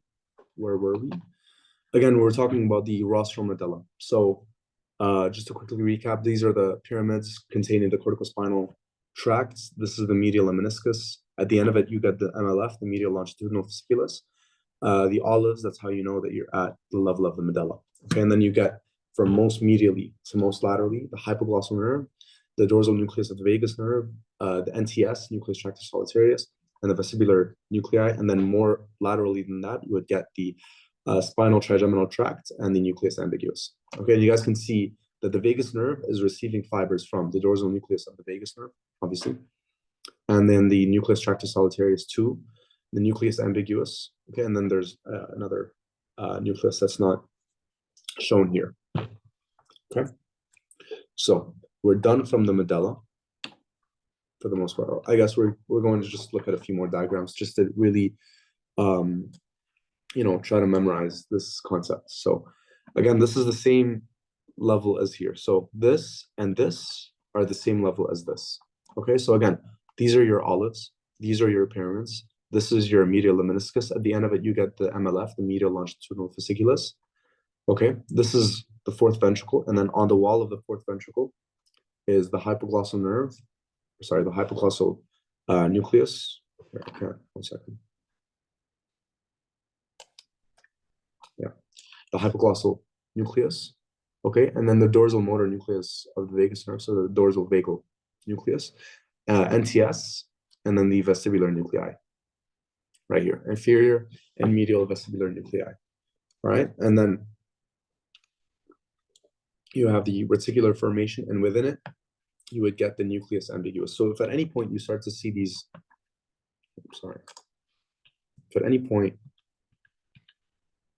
you see these, 1 second, these sort of dots, they look sort of like dots, you'll know that this is basically the reticular formation. Okay, so you see these little dots right here. This is the reticular formation. All right, and then within it, again, you have the nucleus ambiguous. Okay, does that make sense? And then this is an easier way. This is a diagram to show you how easy it can be. So the GSE fiber, which is at this point, it would be the hypoglossal, and then the efferent fibers are most medial, and then the afferent fibers are more lateral, just like our rule of four states. Okay, and then we also get the medial meniscus, MLF, the pyramids, the olives, the spinothalamic tracts. And then also remember how I said that we have cerebellar peduncles, and that at the level of the medulla, you would have the inferior cerebellar peduncle. Well, that's what it is. Okay, right here. This is your inferior cerebellar peduncle. Okay, over here it's more obvious. It's right. Actually, I guess it wouldn't be at this level. Okay. So, quick recap for the medulla. The cranial nerves exiting from the medulla are 9, 10, 11, and 12. Glossopharyngeal, vagus, accessory, and hypoglossal. Okay. What sort of nuclei or sensory tracts can we see? We can see the vestibular nuclei. Okay. We can see the spinal trigeminal tracts. It is right here, spinal trigeminal tract. Okay. We can see the medial meniscus and the spinothalamic tracts. Okay. Spinothalamic tracts. And then we can see the nucleus tractus solitarius, which is this thing right here. Okay, let me zoom in so you guys can see that more clearly. So this is your nucleus tractus solitarius. Okay. For motor tracts, you would get the nucleus ambiguus, the pyramidal tracts, which are your corticospinal tracts, your dorsal motor nucleus of the vagus nerve. Okay. Your hypoglossal nucleus, the inferior olivary nucleus, and then the medial longitudinal fasciculus.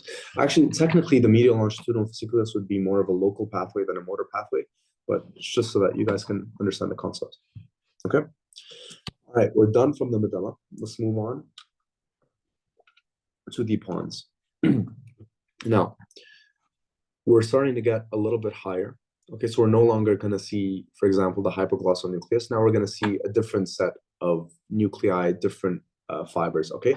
But there are a few things that are going to be continuous, of course, from the medulla going up into the pons. Those things are your corticospinal tracts, obviously, your medial longitudinal fasciculus, your MLF, and then also your medial meniscus / dorsal column. All of those fibers are also going to be continuous.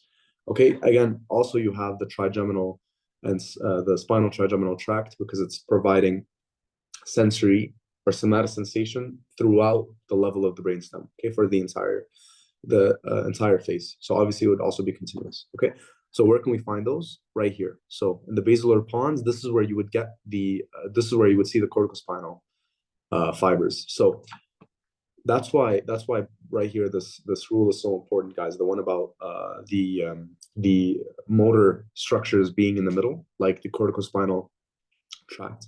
It's so important because it's true at the level of the medulla and the level of the pons, and also in the level of the midbrain. So you can see here the corticospinal tracts were medial in the medulla, and they're also medial in the pons. Okay, so these are your corticospinal fibers and your corticonuclear fibers. So corticospinal, basically these would supply your skeletal muscles throughout your body, and the corticonuclear fibers would supply basically the upper motor neurons of your motor cranial nerves. Okay, does that make sense? So you have upper motor neurons and lower motor neurons. Okay, at the level of the spinal cord, the lower motor neurons would be in the anterior gray horn cells, but in the level of the brainstem and in the context of cranial nerves, the lower motor neurons would be, like, for example, the abducens nerve or the abducens nucleus, or the hypoglossal nucleus, or the oculomotor nucleus. Okay, and the upper motor neurons would be the corticonuclear fibers. Okay, so again, this is your basilar pons, and this is your fourth ventricle. So now you'll know that you're at the level of the pons. Okay, what sort of structures can we see here? Let's take a look at this diagram very quickly.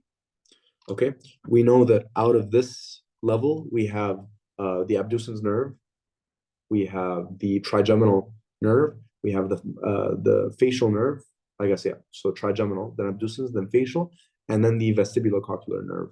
Okay, so we're going to see their nuclei also at the level of the pons. So, okay, this right here is the facial nucleus, and this is the abducens nucleus. Now, I want you to notice what the facial nerve is sort of doing. So you could see here that the facial nerve is doing like a loop or sort of U-turn around the abducens nucleus, okay? This little U-turn is going to cause the facial colliculus. So you remember way back I had mentioned when we were talking about the gross anatomy of the brainstem, and we looked at it from posteriorly, we saw this thing called where is it? The facial colliculus right here. Okay, and I said, just wait on this one, guys. We're going to come back to it. Well, the facial colliculus, we now know, is caused by the facial nerve doing a U-turn around the abducens nucleus. So this is what it would look like. Okay, it would come out medially, do a U-turn, and then the facial nerve would come out, basically the medial aspect of the pons. Okay, but more medially would be the abducens nerve. Okay, so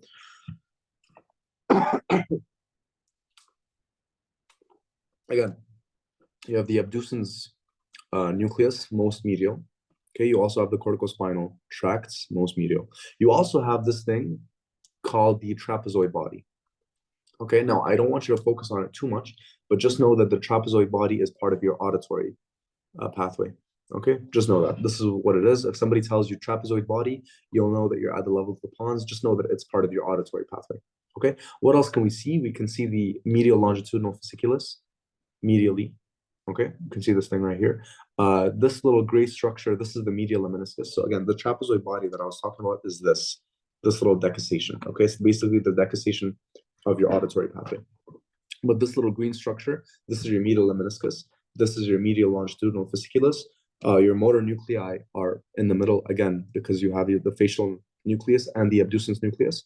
Okay, and then again, the spinal tract and nucleus of the trigeminal nerve. All right.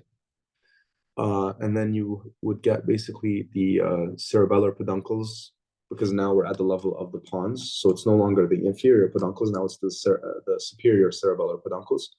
Okay, and yeah, so it's pretty much it for this level of the pons, the level of the facial colliculus. Okay, just to recap again, corticospinal and corticonuclear fibers in the basilar pons, medial lemniscus, and then also the trapezoid body sort of overlying the medial lemniscus, the abducens nucleus and nerve, and then the facial nucleus and nerve causing the facial colliculus by doing a U-turn around the abducens nuclei, the medial longitudinal fasciculus, the fourth ventricle, the superior cerebellar peduncles, and then laterally you would get the spinothalamic and the spinal tract of the trigeminal nerve, all of these sensory fibers. Okay, all right.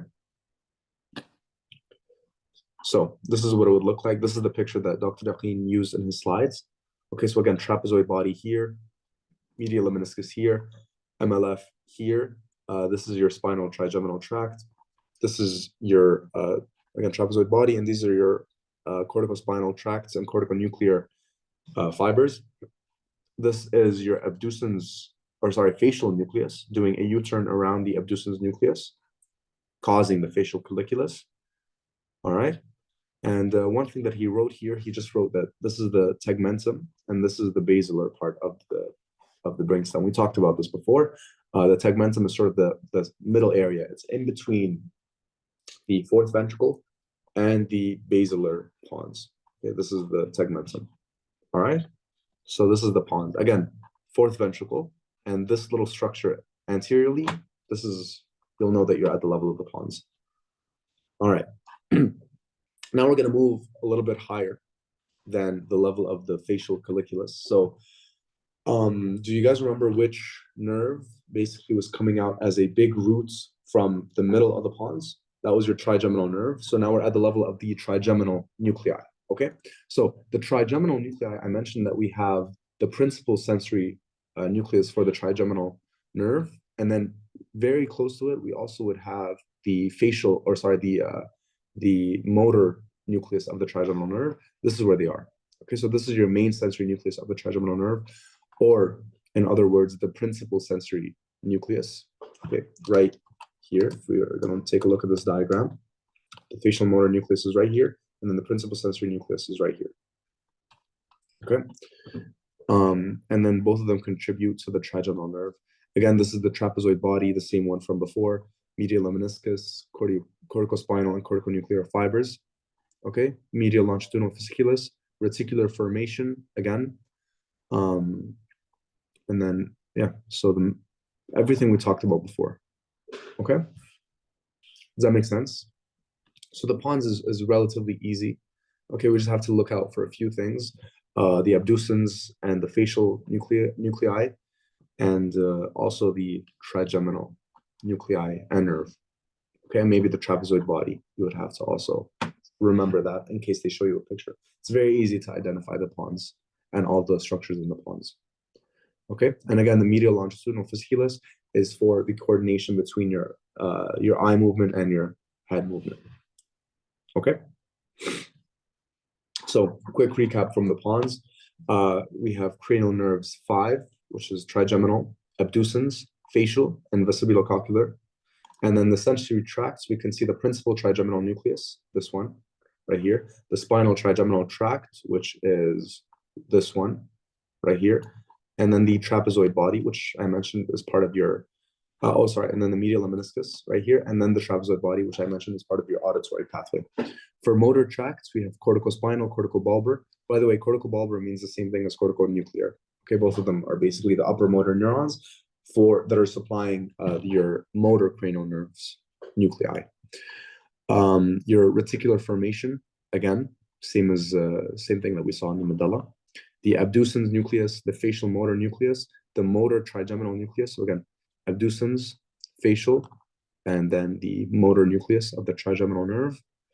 The middle cerebellar peduncle. So this would be the superior one. So this would be somewhere here. Hold on. So this is superior, and this is the middle cerebellar peduncle. Okay, and then the MLF, finally, the medial longitudinal fasciculus. Okay, all right. So we're done the medulla and the pons. Does anybody have any questions?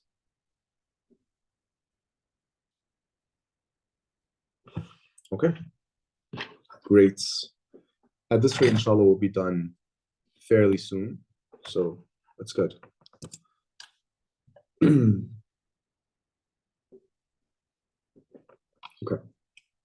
So now we're at the level of the midbrain. Okay. So again, a few things to look out for.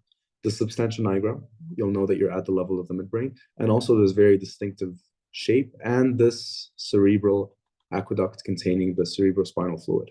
Okay. That's how you know that you're at the level of the medulla. Now, think about, before we get into the specifics of this part of the brainstem, think about where we are like functionally. Okay, so all these tracts, all of these sensory tracts, all of them are going to eventually be going into the brain. Okay, now since they're all going to be going eventually to the brain and they're all spinal tracts, we know that they're going to be basically bundled together by the time they go up to the brain. Okay, because obviously your sensation is going to be in one part of the brain, and then your motor function is going to be in another part of the brain. Okay, so this is an important concept because right now we're starting to see all of our sensory tracts sort of bundled together in this little blue, light blue thing. And we're going to talk about the specifics in a minute. Okay, but just to orient ourselves a little bit, this nucleus, this shape that you guys are seeing here, this is the trochlear nucleus and nerve. Remember when I said that the trochlear nerve, hold on, let me go back and show you guys. The trochlear nerve, yeah, it's coming out posteriorly, sort of wrapping around. Okay, this is what it would look like anteriorly. Okay, it would be coming from the posterior aspect of the midbrain and wrapping around the crus cerebri, or the cerebral peduncles, and then making their way to the front. This is what it would look like in a cross section. Okay. Now, this is actually a little bit special, the trochlear nucleus, because since it's basically crossing over to the other side, you can see here the right nucleus, the right trochlear nucleus eventually gives rise to the left trochlear nerve. That means that if I have a lesion on the right trochlear nucleus, specifically the nucleus, it would affect the left trochlear nerve. Okay, so it's just something to keep in mind. This is the only, by the way, this is the only cranial nerve that behaves this way.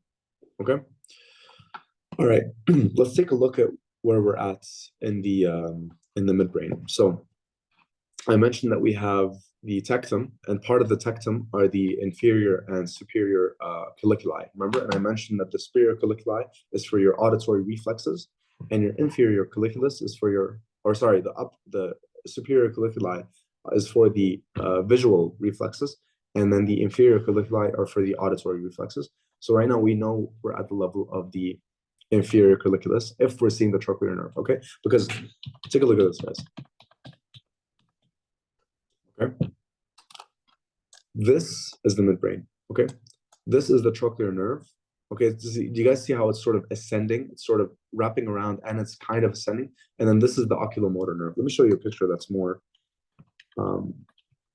clearer. There's a picture back here that I was using. Yeah. Okay. You guys see that? This is the trochlear nerve, and this is the oculomotor nerve. You guys see how it's ascending? Okay, since it's ascending, that means that the nucleus of the trochlear nerve is a little bit more inferior to the oculomotor nerve. Okay, so if at any point you get a cross-section of the midbrain and you start and you see this, the wrapping around, you'll know that you're at the level of the lower midbrain.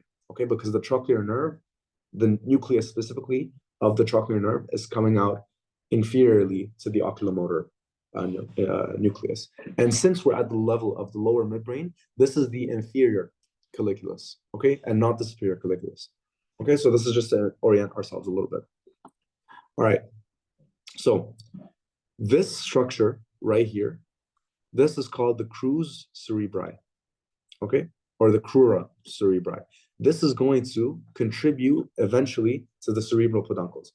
That means that all of the tracts that are here are eventually going to be going to the brain. So what sort of tracts can we see here? We can see the corticospinal tracts and also the corticonuclear tracts. Okay, so all of those fibers are going to be here in the crus cerebri, most anteriorly and medially, specifically in the midbrain. All right. Okay, this is the decussation of the superior cerebellar peduncles, this thing right here. There's a little bit of a difficult concept to understand here, but you're going to be taking it in the cerebellum. So I'm not sure if I should go over it now or maybe it'll confuse you guys. Okay, I'm just going to go over it very, very quickly because I think Dr. Raqeen went over it in his Brainstem lectures.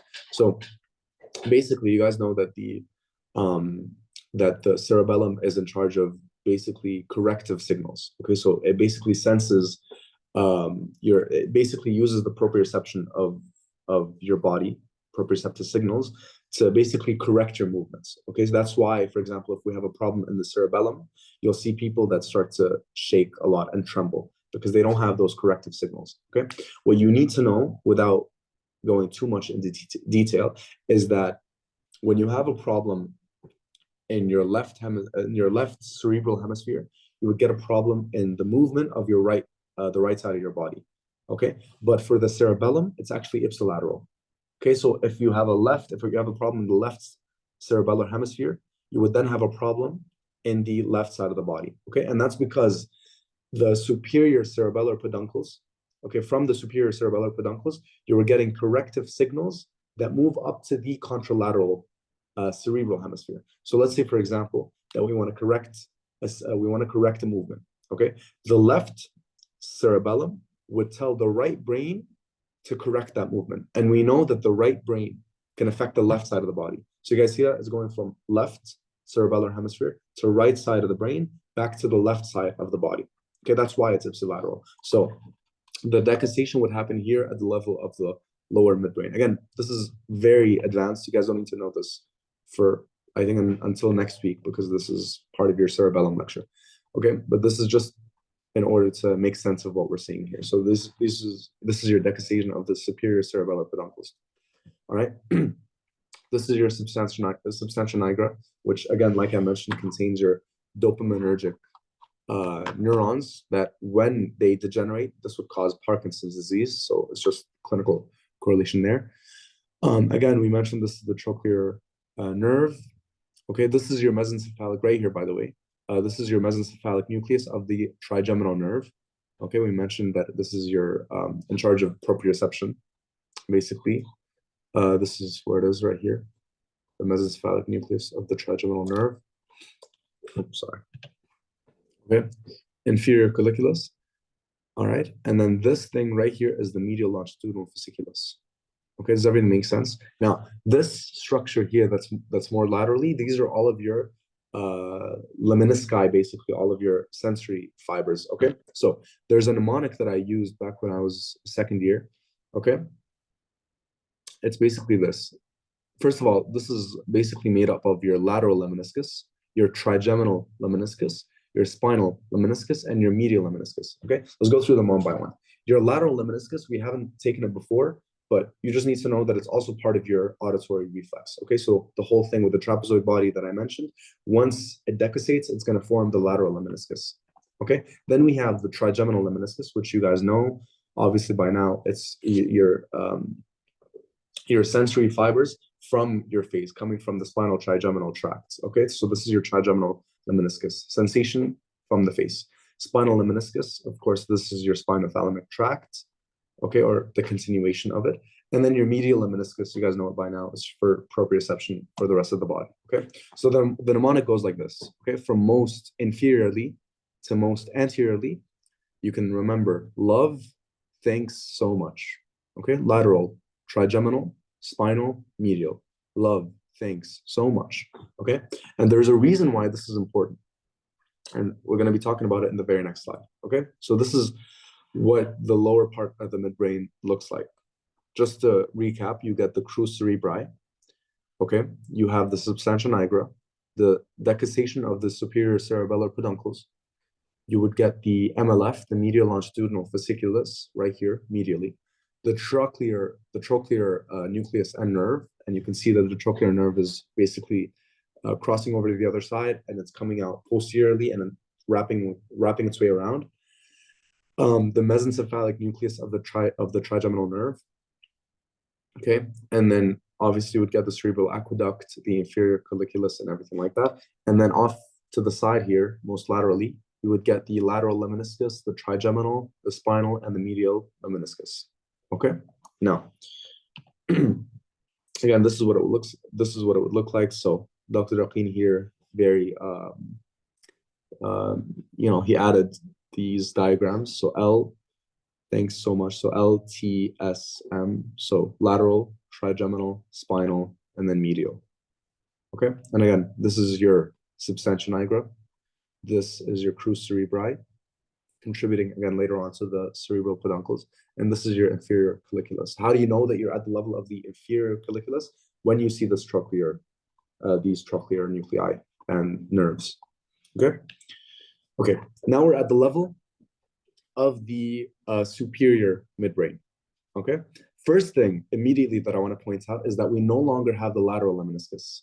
We only see trigeminal, spinal, and medial lemniscus. Okay. Do you guys know why? Well, if you remember, I talked about how the superior colliculi is in charge of your visual reflexes, and your inferior colliculi is in charge of your auditory reflexes. And I mentioned also that the lateral lemniscus is part of your auditory pathway. Okay, that means that at the level of the lower midbrain, the lateral lemniscus eventually would move to the inferior colliculus. That's why you can no longer see it here in the superior colliculus. Okay, because that's part of your auditory pathway, and it's going to your inferior colliculi. All right, so again, now we no longer see the lateral lemniscus. It's just trigeminal, spinal, and medial. Okay, and again, we have the crus cerebri. You would get the corticospinal and corticonuclear fibers and the frontopontine fibers. It's not that important right now.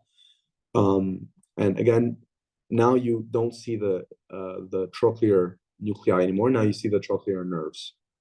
Okay, and again, this is the medial longitudinal fasciculus, the reticular formation. Now, a few different ways to know whether you're at the level of the inferior midbrain or the superior midbrain. Okay, first one, I already mentioned it, which is the trochlear nuclei. Okay, if we see the trochlear nuclei, we know that we're at the level of the lower midbrain. And if we see the oculomotor nerve, we know that we're at the level of the more superior, more upper midbrain. Another way to tell is this giant structure here called the red nucleus. Okay, I don't need you guys to know too much about what this does for right now, because we'll talk about it later on. But this basically contributes to something called the rubrospinal pathway. Okay, the rubrospinal pathway, it's just this thing that basically it basically corrects your movements as you go. It basically maintains your muscle tone. Okay, and this, it's a giant red nucleus. They like to call it the red nucleus. And again, like I mentioned here, it gives off rubrospinal tracts. Okay, but it's at the level of the upper midbrain. So if you ever see a structure that looks like this on a cross section, you'll know that you're at the level of the upper midbrain and not the lower. Okay. So we mentioned again that we have the oculomotor nerve. Again, this is the mesencephalic nucleus of the trigeminal nerve. Now, they don't actually show it here, but right here, ideally, you would also get the Edinger-Westphal nucleus, which, like I mentioned, this is the parasympathetic nucleus for the oculomotor nerve that's in charge of the accommodation reflex and also the pupillary constriction. All right. So again, superior colliculus here, because you're at the level again of the upper midbrain. All right. And again, make sure you remember the rules of 4. Okay. So you would have the corticospinal, all of those things in the middle, your motor nuclei in the middle, and then all of your spinal tracts lateral. Okay. Red nucleus tells you that you're at the level of the upper midbrain. So this is what it would look like. Again, Dr. Raqeen added actually the Edinger-Westphal nucleus, so this is where it would be.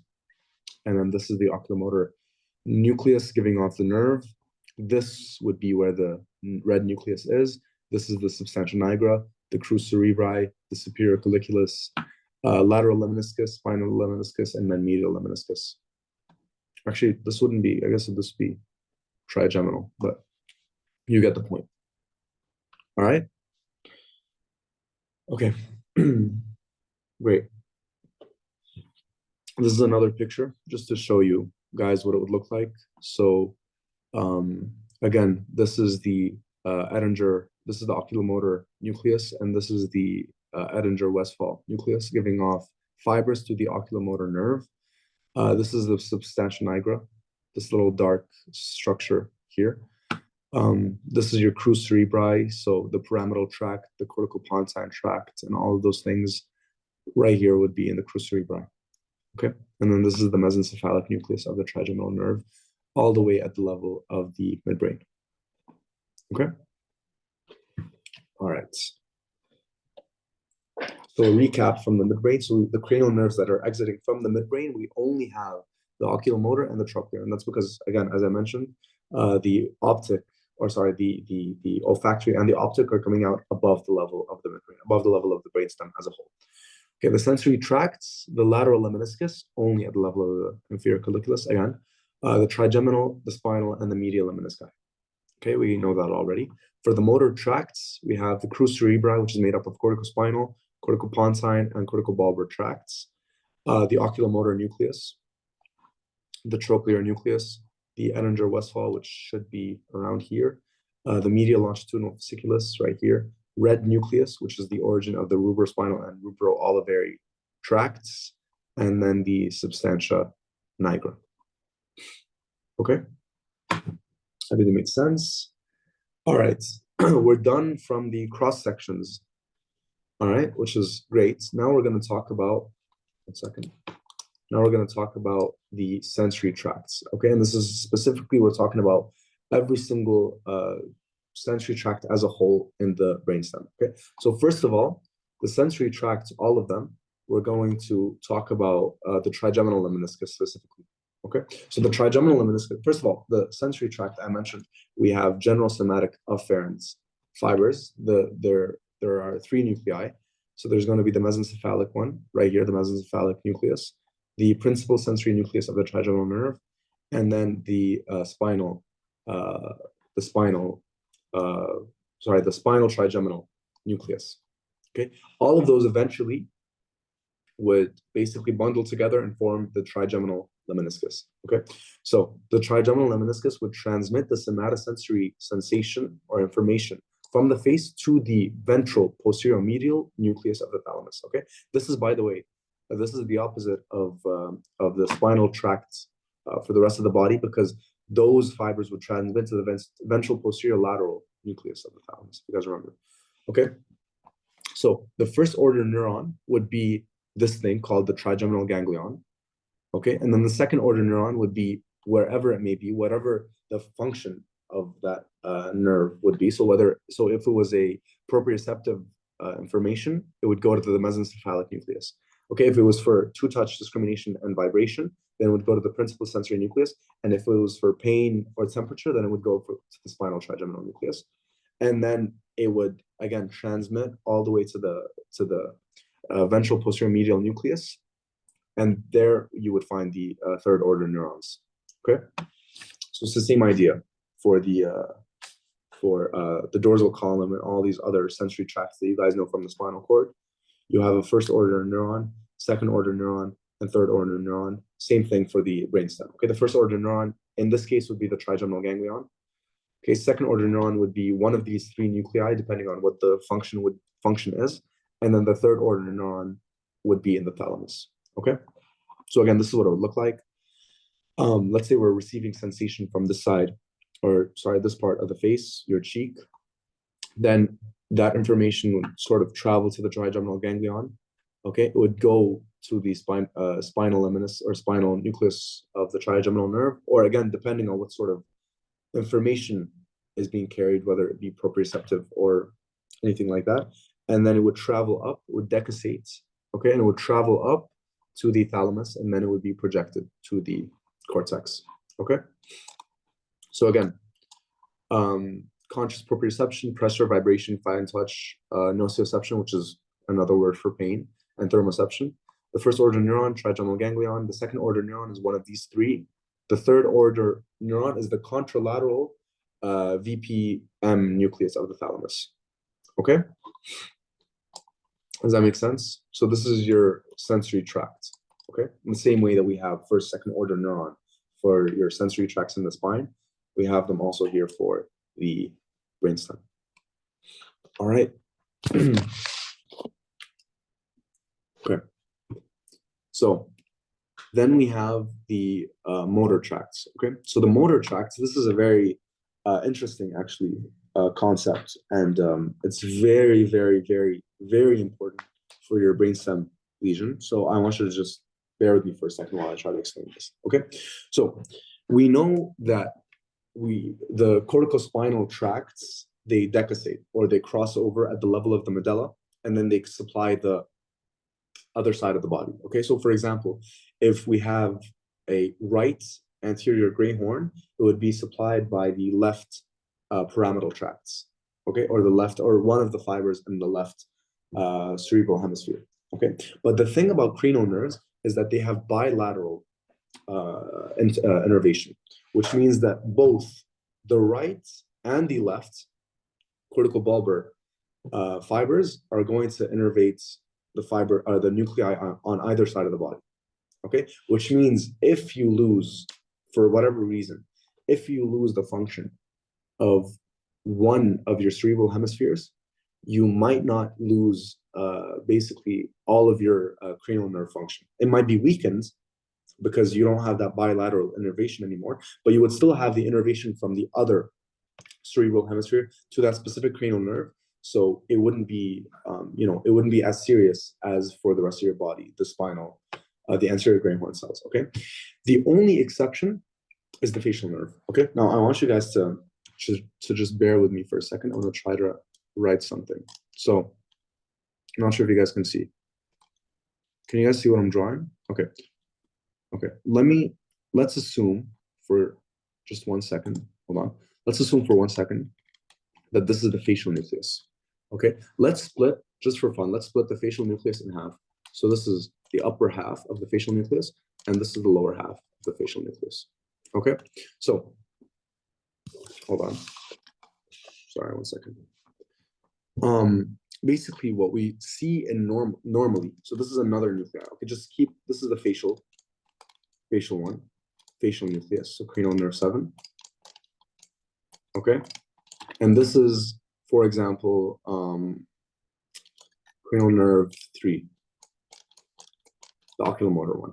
Okay, and this is the right hemisphere, or sorry, the left hemisphere, and this is the right hemisphere of the brain. Okay, both of them are going to basically innervate and supply this nerve. Okay, but for the facial nucleus specifically, the lower face, the upper half of the facial nerve would receive also bilateral innervation, but the lower half of the facial nucleus would only receive innervation from the contralateral hemisphere. Does that make sense? Okay. I'm gonna explain it again, just really quickly.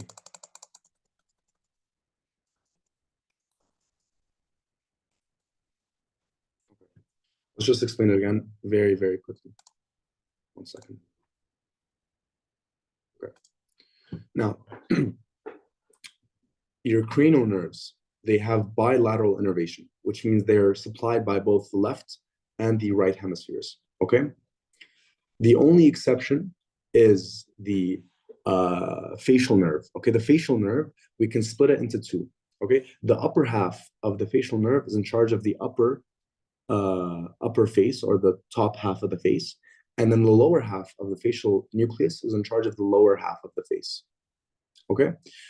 Now, the upper half of the facial nucleus has bilateral innervation too, but the lower half of the facial nucleus has only unilateral, contralateral specifically, innervation from the opposite cerebral hemisphere.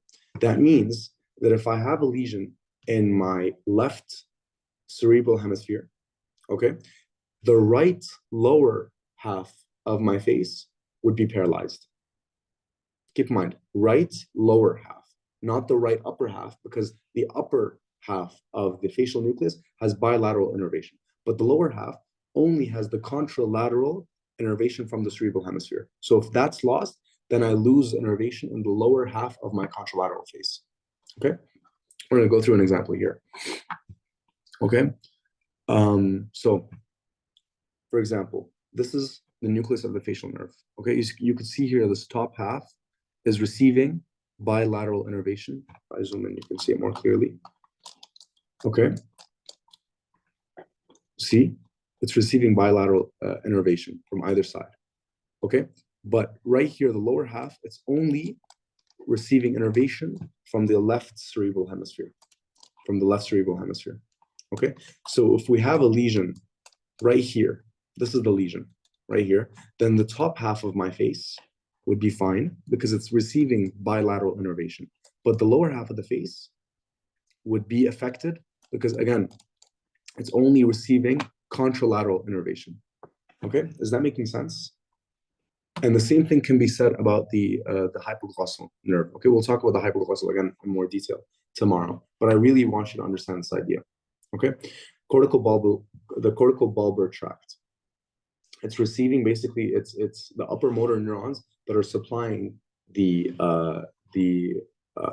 cranial nerve nuclei, the motor cranial nerve nuclei. Okay, all of them receive bilateral innervation with the exception of the facial nerve. The facial nerve, the top half of the facial nucleus, is receiving bilateral innervation, but the lower half of the facial nucleus, which is supplying the lower half of the face, is only receiving contralateral innervation. So if we have a lesion right here, it's going to be affecting the lower contralateral half of my face. All right? Is that making sense? Is there any problem with that concept? Does it make sense? Okay. All right. That's good. Let's move on. I'm sorry. Let's move on. Okay. Now we have the parasympathetic tracts.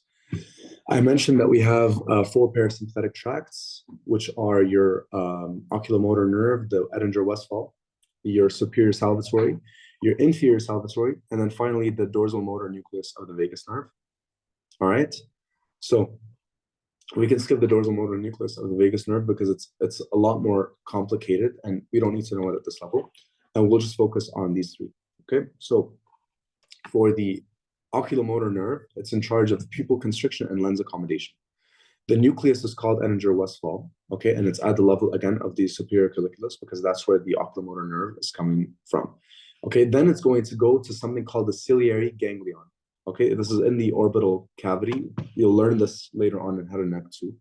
And then basically the synapse will occur with nerves called the short ciliary nerves. Okay, that's what's going to be causing the reflexive changes that are the lens accommodation and the pupillary constriction. Okay, so it goes Edinger-Westphal, and then that nerve would synapse in the ciliary ganglion, and then it would be transmitted through the short ciliary nerves. Okay. Next, for the facial nerve, we have two different nuclei: the superior salivatory nucleus, or sorry, it's just the superior salivatory nucleus, but there are two different glands. We'll talk about it soon. So, superior salivatory nucleus, that's going to be causing lacrimation. Okay, so superior salivatory nucleus going to the greater petrosal nerve. Okay, this is what it is. So the GPN. Okay, and then it's going to be synapsing at the pterygopalatine ganglion, and then going and causing lacrimal gland secretion through the through this ganglion. Okay, and then it's also going to be causing salivation. This salivation occurs through a nerve that's called the chorda tympani. The chorda tympani is a branch of the facial nerve that's in charge of the lacrim or the salivation from the submandibular and sublingual glands. Okay, and it's going to be synapsing at the submandibular ganglion. Okay, all right. So that's for the facial nerve. Finally, we have the glossopharyngeal nerve. It's going to be causing parotid gland secretion. And again, we said that this is the control under the control of the inferior salivatory nucleus. Okay, so it goes like this: from inferior salivatory nucleus through the tympanic nerve to the lesser petrosal nerve, and then it's going to synapse at this otic ganglion, and then it's going to be basically causing the parotid gland secretion. Okay, now the specific names of these nerves, like the short ciliary nerves, or the greater petrosal, or the chorda tympani, it's not that important right now. It's a lot more important for your head and neck block, but I at least just remember the names of these ganglia. Okay, so remember that the otic ganglion is the one that's causing the parotid gland secretion. The submandibular, of course, for the submandibular gland and sublingual, and the pterygopalatine ganglion for the lacrimal gland, and the ciliary ganglion for, the lens accommodation and the pupillary constriction. Okay, so these are your parasympathetic tracts. All right, and again, just a quick recap. So this is the oculomotor nerve, ciliary ganglion, and then obviously innervating the lens and the pupil to cause the lens accommodation and the pupillary constriction. All right, this is the facial nerve. Okay, it's going to be synapsing here in the pterygopalatine ganglion to cause lacrimal gland secretion or lacrimation, and at the submandibular gland to cause the submandibular and sublingual secretion. Okay, then we have the glossopharyngeal synapsing in this otic ganglion, okay, to cause secretion of the parotid gland. And finally, this is the dorsal motor nucleus of the vagus nerve, going to be synapsing here. It depends on where exactly it's performing. So it could be the cardiac ganglia, the pulmonary ganglia, or the myenteric ganglia. And then it's going to be performing all these different functions. Okay, this is a very, very helpful picture if you ever get confused about the parasympathetic functions of the cranial nerves. Okay. All right. Now, finally, we're going to be going through very quickly every single one of these diagrams that Dr. Yaqeen likes to add, and then recap them quickly. Okay, it's going to be these diagrams are very, very heavy. They're very busy. But I assure you, you do not need to know every single detail here. Dr. Yaqeen just likes to do this so that you can visualize the cranial nerve tracts more easily. But specifically for the trigeminal and the facial nerve, and even a little bit in the oculomotor nerve, we'll talk about it a lot more in head and neck. So don't worry too much if you don't understand everything that's going on here. Okay. So starting with the oculomotor nerve, just to recap, it comes out the level of the superior midbrain. Okay, and there are two specific nuclei: the oculomotor nuclei and the Edinger-Westphal nucleus. Okay, so this is what it would look like. So this is the Edinger-Westphal nucleus, and this is the oculomotor nuclei. It's going to be going down here, and then the parasympathetic function from the accessory oculomotor or the Edinger-Westphal nucleus, it's going to be going and synapsing here Again, I mentioned in which ganglion? In the ciliary ganglion, right? And it's going to be causing all of these things, the lens accommodation, the pupillary constriction, and things like that, through the short ciliary nerves. All right, and then the efferent, the general somatic efferent function is going to be taking care of all of these extraocular muscles, like this one, superior rectus, inferior rectus, medial rectus, you know, all these extraocular nuclei. Okay, and they just like to, and by the way, Dr. Raqin, he's adding this so that you can see that there are multiple different innervations from multiple different nerves. Okay, for specifically for the function of the eye. Okay, so all you need to know is just this, just to visualize what's specific to the oculomotor nerve. And again, just to recap, this is where it's coming out of. It's coming from the interpeduncular fossa of the midbrain. Okay, and this is a quick little recap. So you have the motor function, which is or the GSC specifically, which are all of these functions. I'm not going to go through them, but they're all of the extraocular muscles. And then also you have the parasympathetic function, which is pupillary constriction through the Edinger-Westphal nucleus, okay, and accommodation. The pupillary light reflex, we'll talk about it more tomorrow, inshallah. Okay, and then again, just to quickly recap, this is what the cross-section would look like. This is the oculomotor nucleus. This is the Edinger-Westphal nucleus, okay? And this is, again, at the level of the superior midbrain. That's why you're seeing the superior colliculus and the red nucleus. You guys remember this. And the substantia nigra and everything like that. Okay, and this is a quick table if you guys want to read through it. Not everything here is included in the neuro block, so just be careful what you focus on too much, but it's just helpful if you ever want a quick recap and want to learn more in detail about the oculomotor nerve. Okay, trochlear, very easy. We're not going to be spending too much time on it. Coming out the level of the lower midbrain, again, it's going to be wrapping around. So this is what it would look like. It would wrap around, exit posteriorly, and then wrap around the midbrain and come out anteriorly. And it would supply just the one muscle, which is the superior oblique muscle. All right. And again, this is what it would look like from this view. Okay, so just one thing, superior oblique muscle, depression and abduction. Okay, so we'll talk about this more tomorrow, but if there's a trochlear nerve lesion, you're always going to get a case about somebody who's having trouble walking down the stairs because he can't look inferiorly immediately. All right, and this is, again, what the cross-section would look like at the level of the lower midbrain. And there's your lemnisci, your lateral, trigeminal, spinal, and medial. Okay, and again, a little recap here if you want to know the exact pathway of the trochlear nerve. Okay, so this is a trigeminal, a little bit more complicated, but if you guys remember, we have a few different functions of the trigeminal nerve, mostly sensory, of course. So this is your sensory nucleus, and then again you have the motor nucleus function of it too. So of course, all of them would contribute to the nerve. This is what it would look like. There are three branches of the trigeminal nerve. You have, you have the maxillary right here, maxillary, I guess, would be right here.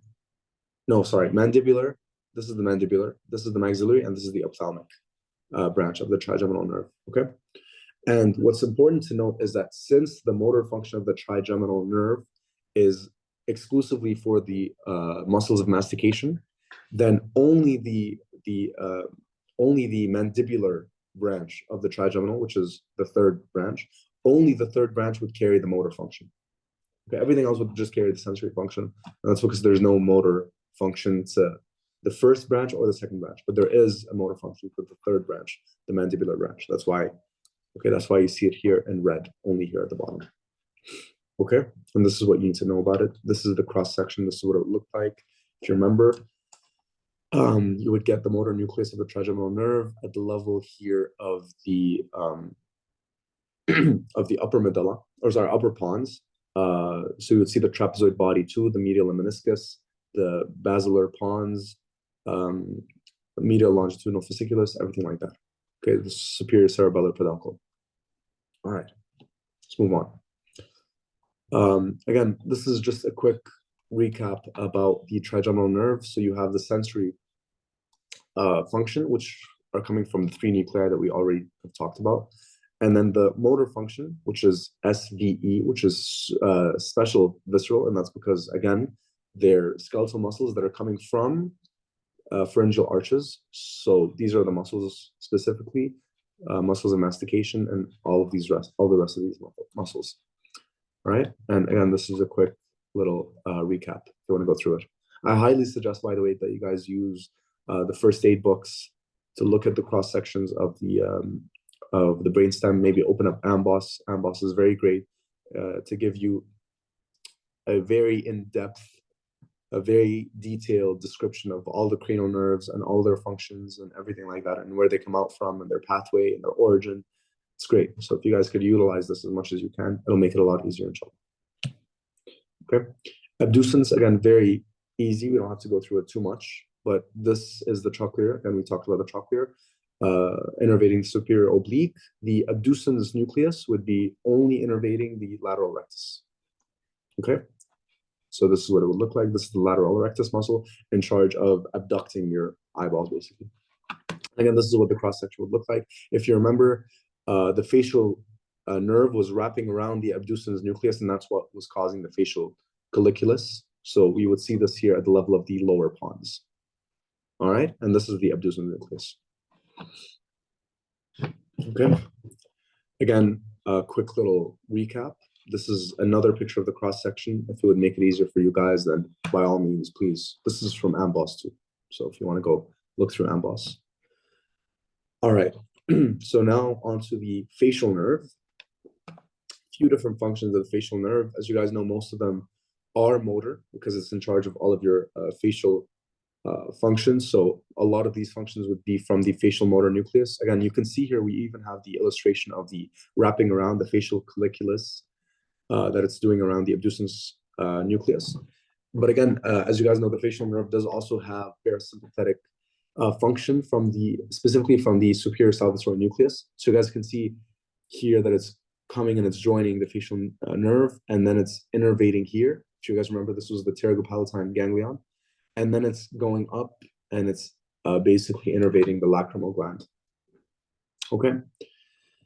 All right, and again, we also get innervation from the nucleus tractus solitarius because, as we mentioned, it's also providing taste sensation to the anterior 2/3 of the tongue. This is through the facial nerve and through the chorda tympani nerve as well.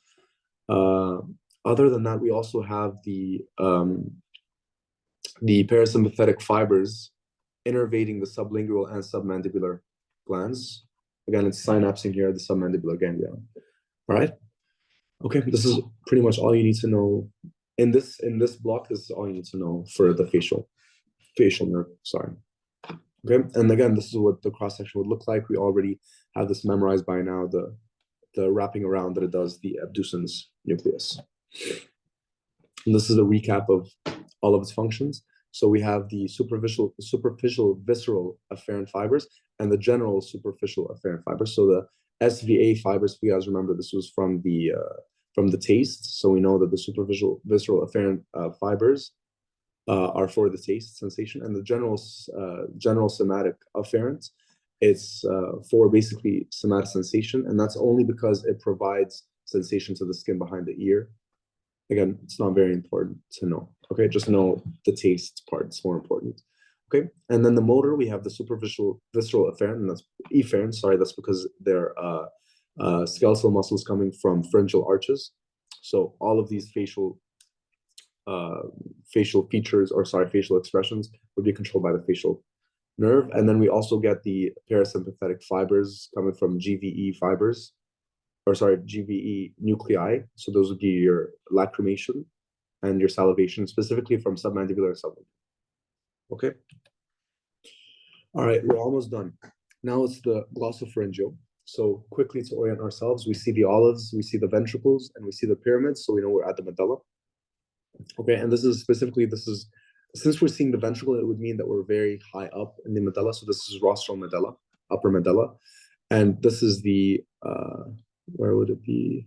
I guess we can't see the glossopharyngeal here coming out, but this is where it would come out, this level. And we know that the glossopharyngeal nerve, again, has many functions. So it has parasympathetic functions from the inferior salvatory nucleus. It has functions from the dorsal motor nucleus of the vagus nerve, and that's because, of course, it's supplying also the aortic baroreceptors and the chemoreceptors and everything like that. Sorry, this would be actually the nucleus tractus solitarius. Okay, the dorsal motor nucleus is more so because it's also innervating the muscles of the soft palate and the pharyngeal muscles and everything like that. Also the nucleus ambiguus, right? The nucleus tractus solitarius, the spinal trigeminal nucleus the spinal trigeminal nucleus, because if you guys remember, it's there's somatosensation and taste for the posterior third of the tongue. Okay, so again, parasympathetic function for the parotid gland, right here. Okay, nucleus tractus solitarius for the taste of the posterior third of the tongue. Nucleus ambiguus for the muscles of the pharynx, like the stylopharyngeus and things like that. Again, the trigeminal tract also for the somatosensation of the posterior third of the tongue. And what else am I missing? Yeah, the dorsal motor nucleus of the vagus nerve. Also similarly for the aortic chemo and baroreceptors, similarly to the vagus nerve. Okay. All right. So quick recap again. This is a really not important, but this is a very helpful diagram if you guys want to take a look at it at your own time. So it'll tell you basically what part of the tongue is innervated by which nerves for both sensation and taste. So if you would want to pause here and take a look at this, I definitely recommend it so you're able to get a better idea. All right. Again, this is the summary of the functions of the glossopharyngeal nerve. Okay, so posterior third of the tongue, there's somatosensation and taste. There's also visceral sensation from the carotid sinus, baroreceptors, and chemoreceptors. And then you have the swallowing, which because it's innervating the pharyngeal muscles, and the salivation because it's innervating the parotid gland. Okay. All right. So this is the vagus nerve. There's somatic. So there's because you guys see the cielo nucleus here. This is the spinal nucleus, the spinal trigeminal nucleus, and that's because it's again similarly to the glossopharyngeal. It's supplying the soft palate and all these muscles, like the supraglottic regions and everything like that. Similarly to the taste, so it's also supplying taste sensation to the soft palate and the supraglottic regions. Nucleus ambiguus, similarly, the dorsal motor nucleus of the vagus nerve, similarly to the glossopharyngeal, is for the thorax and the abdomen.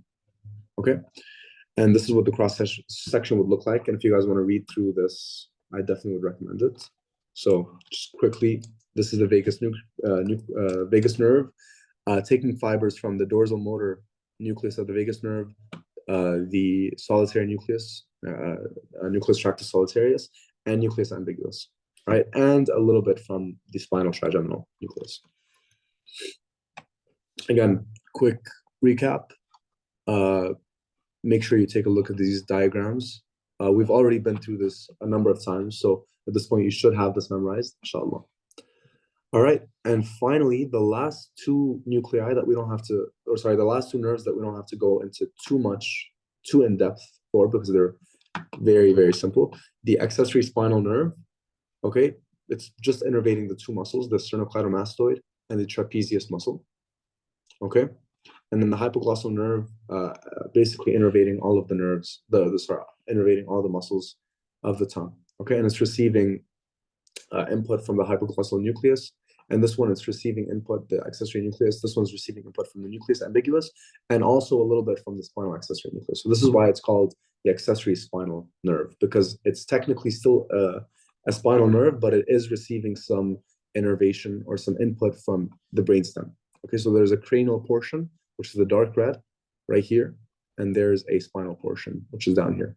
Okay, and again, this is the level at which it would basically exit the brainstem. All right, so this was it for part one of brainstem. This should take you through all of the first few lectures up until brainstem lesions.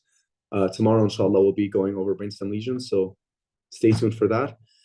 I apologize if this was too long or anything like that, but inshallah, everything you learned here should be enough to get you through all of the brainstem questions on your exam. So again, thank you guys for watching. See you guys tomorrow, and please don't forget to fill out this code. Tell me how you feel about the session.